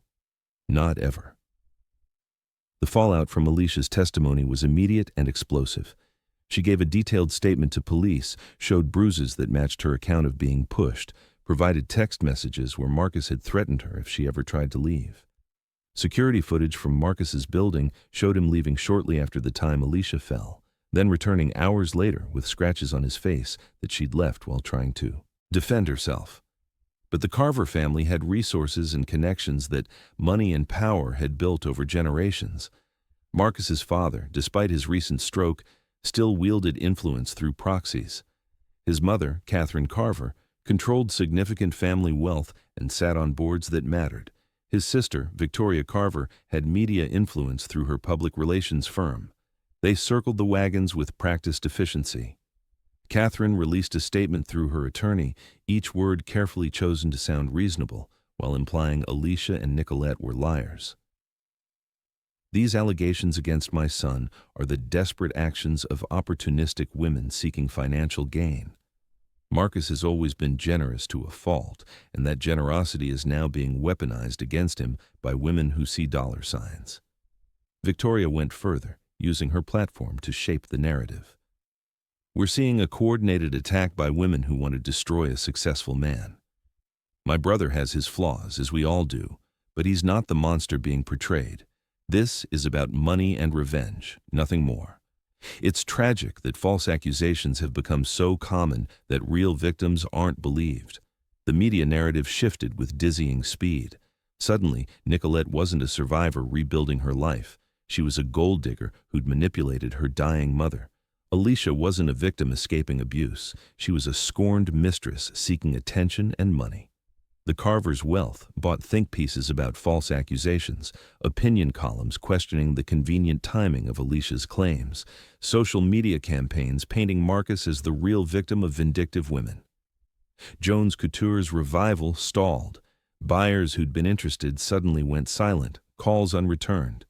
The fashion show sold fewer tickets than expected, cancellations coming in daily. Investors pulled back, uncomfortable with controversy and bad publicity. Nicolette watched her mother's legacy threatened not by Marcus's direct actions, but by his family's ability to control the narrative and make truth look like lies. "They're winning," she told Colin one night, standing in the design studio surrounded by pieces for the show. Fabric that represented months of work, designs that told stories of survival and resurrection, all of it potentially meaningless if no one came to see it. Not in court, but in public opinion, and that's enough to destroy everything. "They're not winning. They're desperate. There's a difference." Colin pulled her close, his embrace steady. "Desperate people make noise because they know the truth is catching up to them." "Is there a difference? Because from where I'm standing, I'm about to lose everything again. The company will fail. I won't meet my mother's conditions. Everything she planned, everything she sacrificed, will be for nothing. You have me. You have Tamara and Raymond and Geneva. You have Alicia, who's risking everything to tell the truth. You have a community that believes in you. Marcus has money and connections, but you have something more powerful. You have people who actually care about you as a person, not as a possession." 2 days before the fashion show, Nicolette tried to end things with Colin. Not because she didn't love him, but because she loved him too much to let him be destroyed by her war with Marcus. Because she'd rather break her own heart than watch his life be dismantled piece by piece. She told him in the garden, the same place they'd had their first real conversation. "This isn't your fight. You've already sacrificed your career. I won't let you sacrifice anything else. Won't let Marcus destroy you the way he's destroyed everyone who's ever cared about me." Colin stared at her like she'd physically struck him, like she'd reached into his chest and torn something vital. "You're pushing me away. I'm protecting you. I don't need protection. I need you." He crossed to her in 3 strides, and she held up a hand to stop him, knowing if he touched her, she'd crumble. "Colin, please. Marcus threatened you directly yesterday. His family has investigators looking into your background, trying to find anything they can use against you. Victoria's firm is planning a media campaign to discredit your environmental assessments, to make you look like a fraud. If you stay with me, they'll destroy you. They'll make sure you never work in this city again. Then they destroy me. But I'm not leaving. I'm not walking away from you." "You don't understand." "No, you don't understand." He grabbed her hand despite her protests, his grip firm but gentle. "I spent years being the kind of man who walked away from hard fights, who told himself it wasn't his responsibility, who stayed silent when silence was complicity. I watched my father die because men like me didn't speak up. I'm done being that man.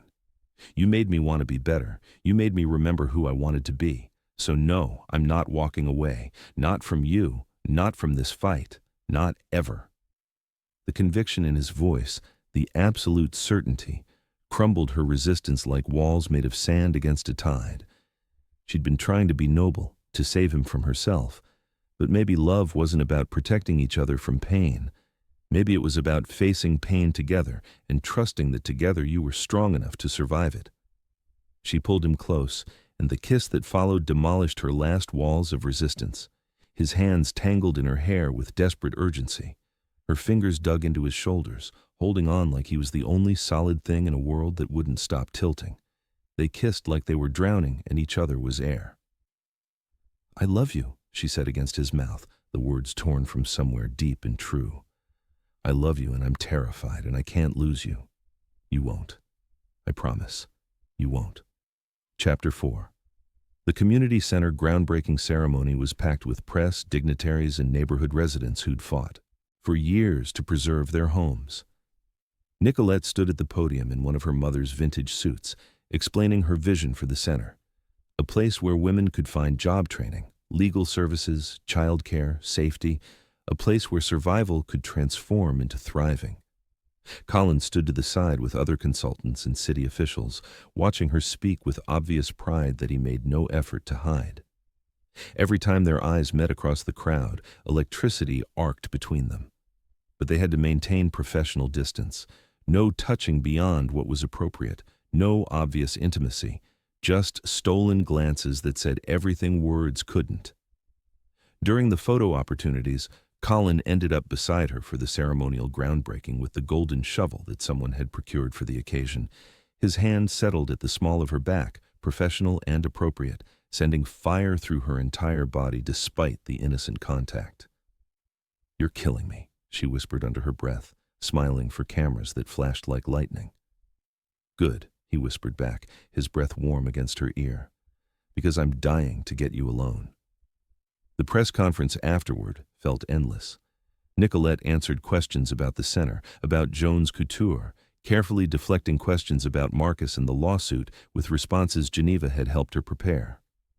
Through it all, she felt Colin's eyes on her, felt the promise of what would happen when they finally escaped the public eye.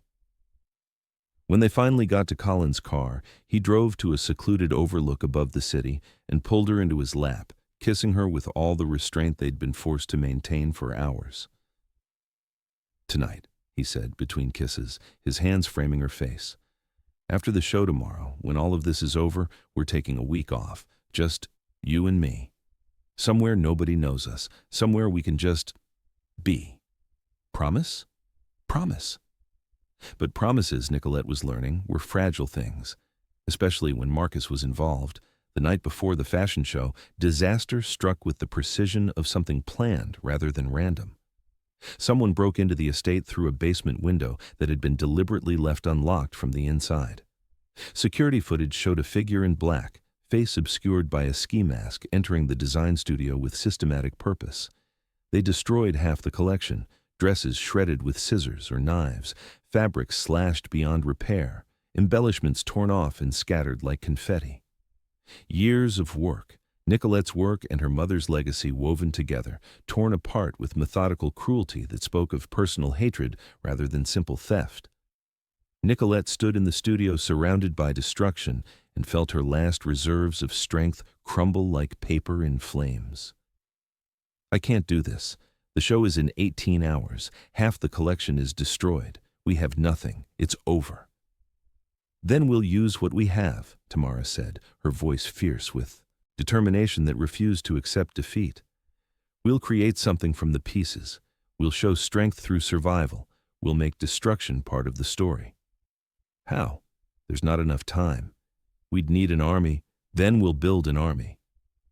Geneva appeared in the doorway, followed by Raymond. "Everyone who loves you is here. Everyone who believes in you. Let us help. That's what family does." Colin stepped forward, his eyes scanning the damage with professional assessment. "Your mother's archives. What about the pieces she never produced? The sketches that never made it to production?" Nicolette's mind raced, moving through possibilities. Her mother had boxes of archived designs in the climate-controlled storage room. Pieces from throughout her career spanning decades. Some could be finished quickly. Some could inspire new work. Some could tell a story. "A retrospective," Nicolette breathed, the vision coming together. "Not just my work, but hers. A conversation between generations, survival and resurrection woven together, showing that destruction doesn't win, that we rebuild stronger." They worked through the night. Everyone. Tamara cutting patterns with the precision of someone who'd trained under Helena herself, Raymond pressing fabric with an iron that had belonged to Nicolette's grandmother. Geneva on the phone calling in favors from seamstresses throughout the city, women who remembered Helena and would work through the night for her daughter. Colin clearing destroyed pieces and organizing what remained, his contractor's mind creating order from chaos, and Nicolette designing from salvage and memory, creating something that honored both destruction and hope, taking ruined pieces and transforming them into something new. A dress made from scraps became a statement about resilience. A torn bodice became asymmetrical art. Every flaw became intentional, every repair visible and proud. By dawn, they had enough for a show. Not the show she'd planned, but something arguably more powerful. A testimony in fabric and thread that said Marcus could destroy the surface, but not the soul underneath. As the sun rose, Nicolette stood among her makeshift collection, exhausted and terrified, and more proud than she'd ever been. Colin wrapped his arms around her from behind, his chin resting on her shoulder. "Your mother would be so incredibly proud." "I hope so. I really hope so." But as they prepared to transport everything to the venue, Nicolette's phone buzzed with a message that made her blood run cold. Unknown number, but she knew with absolute certainty who it was. The message was brief and terrifying in its simplicity. "You think you've won? The show hasn't even started. Watch what happens when you're vulnerable. Watch how I destroy everything you love. Watch how easily beautiful things burn. This ends tonight, one way or another." Marcus. Marcus wasn't done, and his final move was still coming. Have you ever had to rebuild something beautiful from the ashes of what someone tried to destroy? Tell me in the comments how you found the strength to start over. And if this story is gripping you, hit that subscribe button, because what happens next will change everything. The fashion show venue was the historic Riverside Grand Theater, a beautiful Art Deco building that Marcus's development plans would have demolished. The symbolism wasn't lost on anyone who understood what this fight was really about. This wasn't just fashion. It was a declaration that some things were worth more than profit. By early evening, every seat was filled. Fashion editors from major publications, buyers from department stores and boutiques, society columnists who could make or break reputations with a few well-chosen words, city council members who would vote on the development project. And somewhere in that crowd, Marcus was watching, planning his final strike. Nicolette stood backstage, running through final checks with Tamara and the models they'd hired. The collection told their story. Hers, her mother's, every woman who'd been broken and rebuilt herself. It wasn't just fashion, it was testimony given in fabric instead of words. Colin found her 20 minutes before showtime, his expression serious. "Security's been increased. Every exit is monitored. Fire marshal is here personally. Whatever Marcus is planning, we're as ready as we can be." Are we? Because he's always 3 steps ahead, always planning for contingencies we haven't imagined. Not this time. This time, you're the one with the power. Your show, your story, your terms. He kissed her forehead gently. "I'll be in the audience. If anything happens, anything at all, I'll find you, I promise." The lights dimmed, music swelled, haunting and beautiful. The show began. The first section was Innocence, pieces inspired by Helena's early work, flowing fabrics in soft colors, designs that spoke of childhood summers and dreams built in gardens with a mother who believed her daughter could do anything. The audience murmured appreciation, recognizing the artistry. Then the collection shifted. Darker tones, constrained silhouettes, beauty hiding captivity in every seam. One dress had an elegant bodice but sleeves that visibly bound the arms. Another had a graceful neckline that transformed into something resembling a collar. A third was exquisite from the front, but revealed tears and repairs when the model turned. The metaphor wasn't subtle. Nicolette heard gasps, saw editors frantically typing on phones, recognized the moment when understanding rippled through the sophisticated audience. They were seeing her story told wordlessly in fabric and thread, in every uncomfortable constraint and beautiful surface. The final section erupted onto the runway like a declaration of war. Bold colors that refused to apologize, sharp architectural lines that demanded space, fabrics that moved like armor, protecting without hiding, dresses that celebrated strength without, prettying it up or making it palatable. Pieces made from the salvaged remnants of what Marcus had destroyed, transformed into something more powerful than the originals. The finale piece was pure white, a wedding dress that looked nothing like traditional bridal wear and everything like a declaration of independence. The model wore it like battle armor, and when she reached the end of the runway, she stopped and removed a veil, letting it fall to the ground like chains being shed. The audience rose before the last model had even left the stage. The applause was deafening, building and building until it felt like the theater itself was shaking. Nicolette saw tears on faces, saw fashion editors standing and clapping with genuine emotion, saw Geneva in the front row, beaming with pride that made her look years younger. And she saw Marcus. He sat frozen in the back, his face contorted with rage barely contained, understanding exactly what she'd done. She'd told their story without naming him once, and everyone understood anyway. She'd taken his destruction and made it beautiful, made it powerful, made it hers. Nicolette walked out for the designer's bow, and the noise somehow intensified. becoming something physical that washed over her like a wave. She curtsied to the audience, to her mother's memory, to every woman who'd survived and rebuilt, and felt something inside her that had been broken for so long finally click back into place. She was whole. But as Nicolette returned backstage, surrounded by congratulations and celebration and models crying with joy, something felt wrong. The fire alarm began its shrill wail, cutting through the jubilation like a knife. Security started evacuating the building calmly but urgently, their training evident in their efficiency. Raymond found her in the chaos, his face grim with knowledge that turned her stomach to ice. The electrical system. Someone sabotaged it in the basement. If we don't get everyone out immediately, they evacuated. Hundreds of people filing orderly into the street while fire trucks arrived with sirens screaming. The building didn't burn, the sprinkler system activated in time, but the message was clear and terrifying. Marcus had tried to kill them all. Colin appeared through the crowd, pulling Nicolette close with hands that shook slightly. I saw him. Marcus, he was in the basement earlier, near the electrical access panels. I followed him because something felt wrong, but by the time I got close enough to confront him, he'd already left. He knew I was following. He looked right at me and smiled. Did anyone else see him down there? Security cameras caught footage, but the angle makes definitive identification legally difficult. His lawyers will argue it could be anyone. Police questioned Marcus, who stood on the sidewalk looking concerned and innocent. His response was practiced, smooth, designed to create reasonable doubt. He'd been in the restroom during the crucial window. No, witnesses to confirm, but no proof otherwise either. But Alicia Foster came forward with something crucial. Text messages from Marcus sent hours before the show, messages she'd been too afraid to share until now. Messages that said, "Watch how easily beautiful things burn.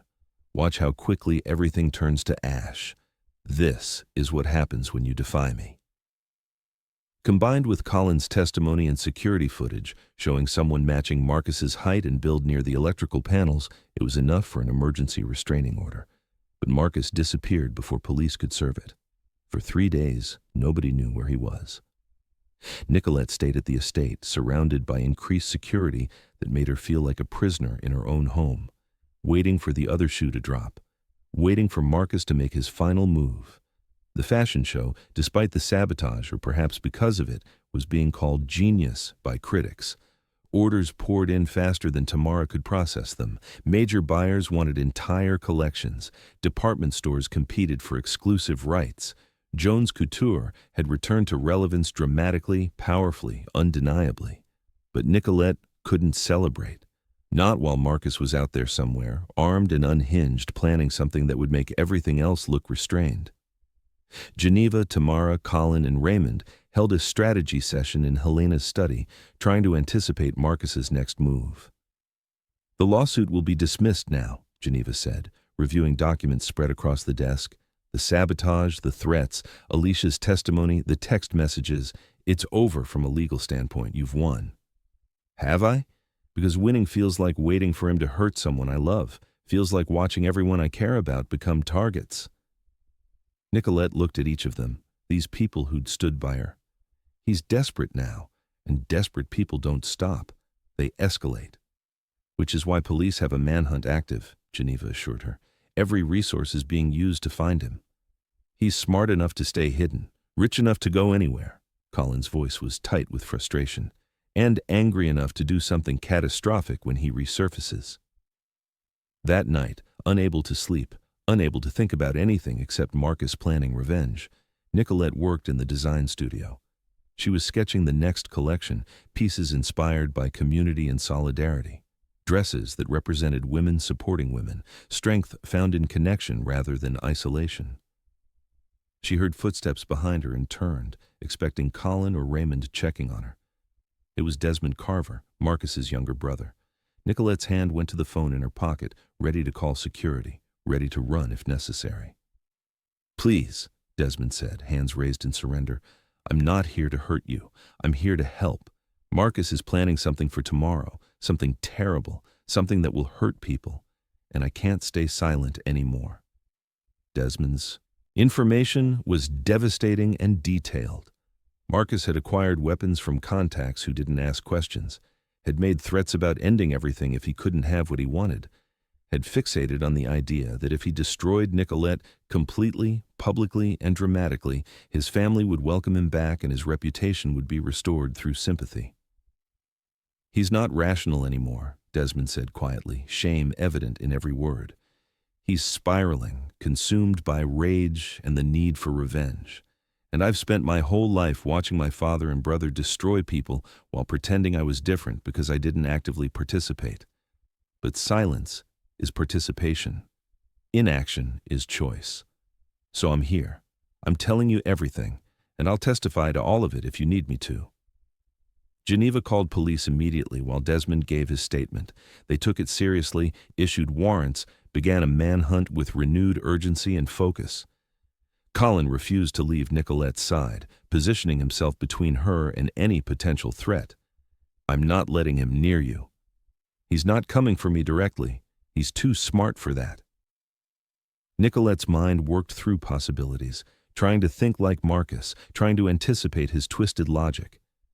"He'll go after something I love.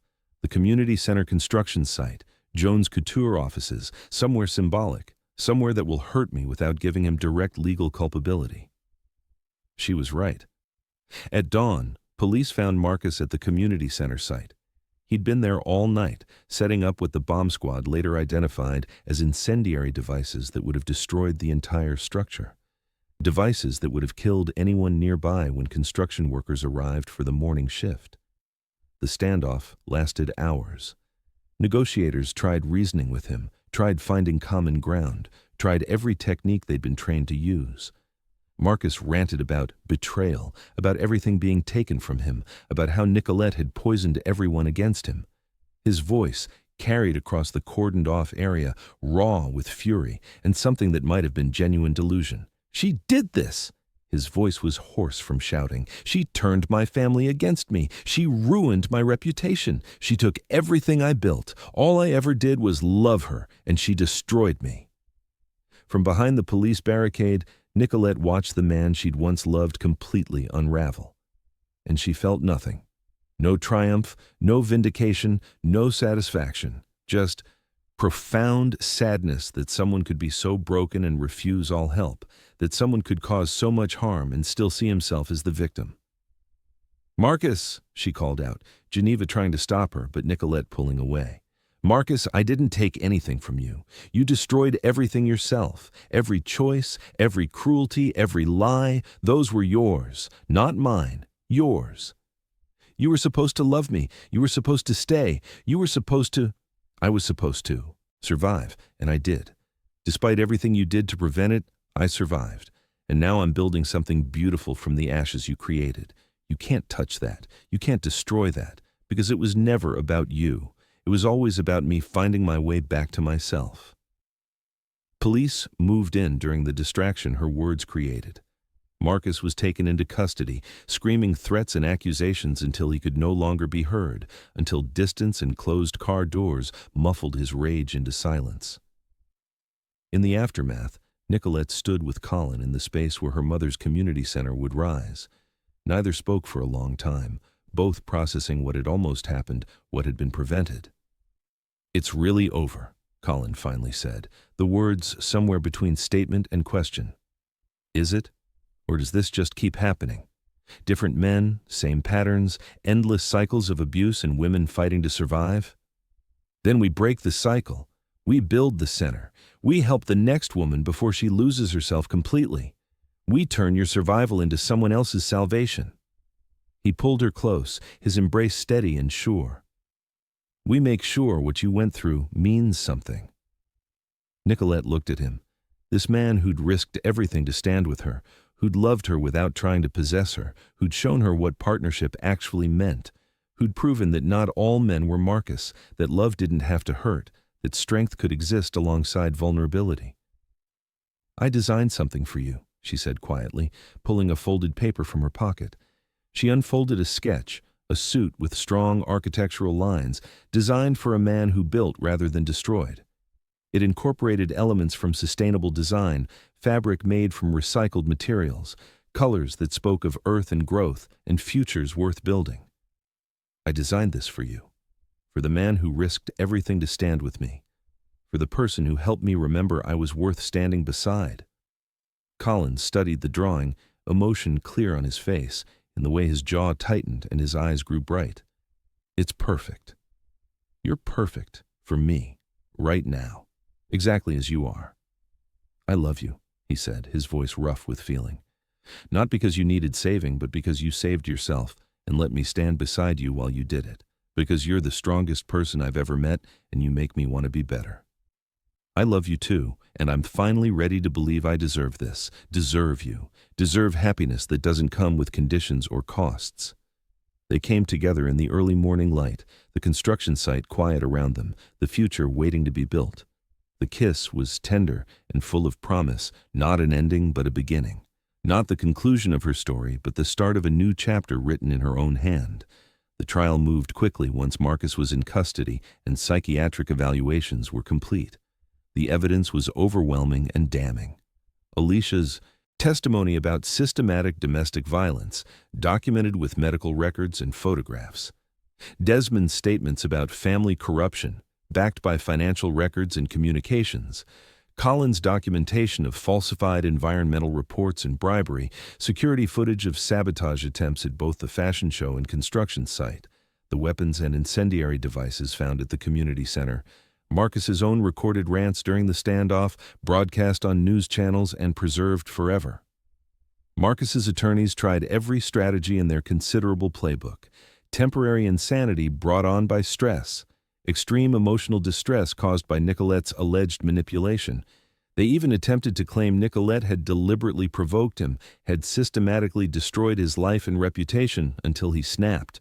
But the jury saw through it all, saw the pattern of abuse spanning years, saw the calculated nature of his revenge, saw a man who'd had every advantage and used them all to harm others, guilty on stalking, guilty on assault, guilty on attempted arson, guilty on domestic violence, guilty on fraud, guilty on attempted murder.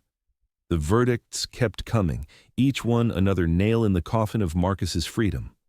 When the foreman finished reading, Marcus sat frozen, his expensive suit suddenly looking like a costume, finally understanding that his money and connections and family name couldn't save him from consequences, couldn't buy his way out of accountability, couldn't make truth into lies no matter how much he spent. He received 32 years. With good behavior, he'd be eligible for parole in 20. But even that felt like a lifetime, long enough for Nicolette to build something enduring, long enough for other women to escape, long enough for the world to change. Outside the courthouse, Nicolette gave a brief statement to the assembled media, Colin standing beside her, his hand at the small of her back providing silent support. This case was never about revenge. It was about accountability. It was about saying that no one, regardless of wealth or influence or family name, has the right to systematically destroy another person. I hope other women in similar situations see this outcome and know that they can fight back, they can survive, they can rebuild, and they don't have to do it alone. Alicia stood beside her, holding her daughter who'd grown from a fragile newborn into a healthy infant. Nicolette saved my life when she had every reason to hate me. She didn't have to help me, but she did. And that's the kind of person she is, someone who uses her strength to lift others, not to push them down, someone who breaks cycles instead of perpetuating them. 6 months later, the Helena Jones Center for New Beginnings held its grand opening. The building rose from the lot Marcus had tried to destroy, beautiful and purposeful, and exactly what her mother had envisioned, a testament to resilience, proof that destruction doesn't get the final word. Inside were apartments for women in crisis, furnished with donated furniture and stocked with essentials, classrooms for job training in fields that paid living wages, a legal aid office staffed by Geneva and other volunteer attorneys who understood that justice should be accessible, childcare facilities where Alicia now worked, using her experience to help other mothers, gardens where people could grow food and flowers, where healing could happen in soil and sunlight. A bronze plaque at the entrance read, the Helena Jones Center for New Beginnings. Strength isn't about never falling, it's about rising every time you do. Nicolette stood before the gathered crowd, neighborhood residents and city officials and women from the shelter where she'd once spent desperate nights. She struggled to find words big enough for what she felt. "My mother left me money," she began, her voice steady and clear. "But that's not what she really left me. She left me a map back to myself. She left me conditions that forced me to remember who I was beneath all the lies I'd been told. She left me purpose when I thought I had none." She gestured to the building behind her. "This center isn't charity. It's recognition that sometimes we all need help finding our way back to ourselves. My mother gave me that help through her inheritance, through her wisdom, through her refusal to give up on me even when I'd given up on myself. Now we're creating a place where other women can find the same thing, where survival can become thriving, where ending can become beginning." The crowd erupted in applause that seemed to go on forever. Nicolette's eyes found the people who mattered most. Raymond, who'd kept faith through the darkest times. Tamara, who'd transformed from resentful cousin to genuine friend and business partner. Geneva, who'd honored her mother's memory through action rather than just words. Desmond, rebuilding his life after choosing truth over family loyalty. Alicia, holding her daughter and smiling with the hope Nicolette recognized intimately.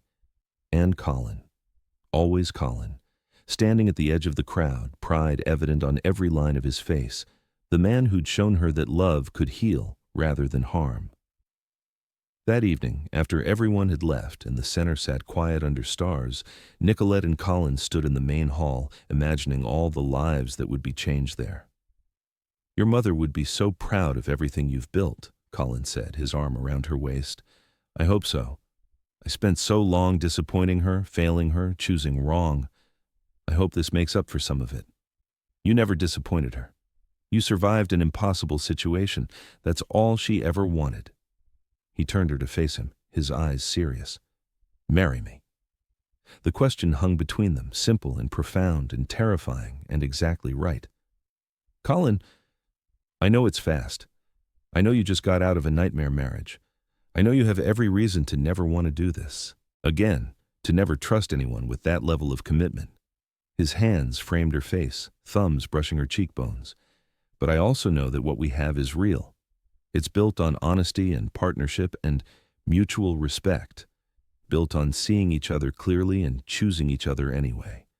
And I want to spend the rest of my life building things with you, community centers and fashion houses, and a future that honors both our pasts while creating something entirely new." Nicolette's eyes filled with tears that weren't entirely sadness. "I swore I'd never marry again, swore I'd never give anyone that much power over my life. I know. I swore I'd never trust anyone that completely again, never make myself that vulnerable. I know. But you're not him. You've never been him. You've never made me smaller to make yourself bigger, never tried to control or manipulate or gaslight me into doubting my own reality." She cupped his face, feeling the scratch of his evening stubble against her palms. "Yes. Yes, I'll marry you. Not because I need you to complete me or save me or give me worth, but because I want to choose you every single day for the rest of my life. Because partnership and love and building something together sounds like the best adventure I can imagine." The kiss that followed was tender and passionate and full of promise. Not an ending, but a beginning. Not the conclusion of her healing, but the start of truly living. 1 year after Helena Jones's death, Nicolette stood in the design studio that had been rebuilt from Marcus's destruction. The space hummed with creative energy and purpose. Interns working on patterns, Tamara reviewing production schedules, inspiration boards covered in sketches that honored Helena's legacy while creating something entirely new. Jones Couture had not only survived but thrived in ways that exceeded even Helena's ambitious dreams. The Resurrection collection had won industry awards, major retailers carried their designs.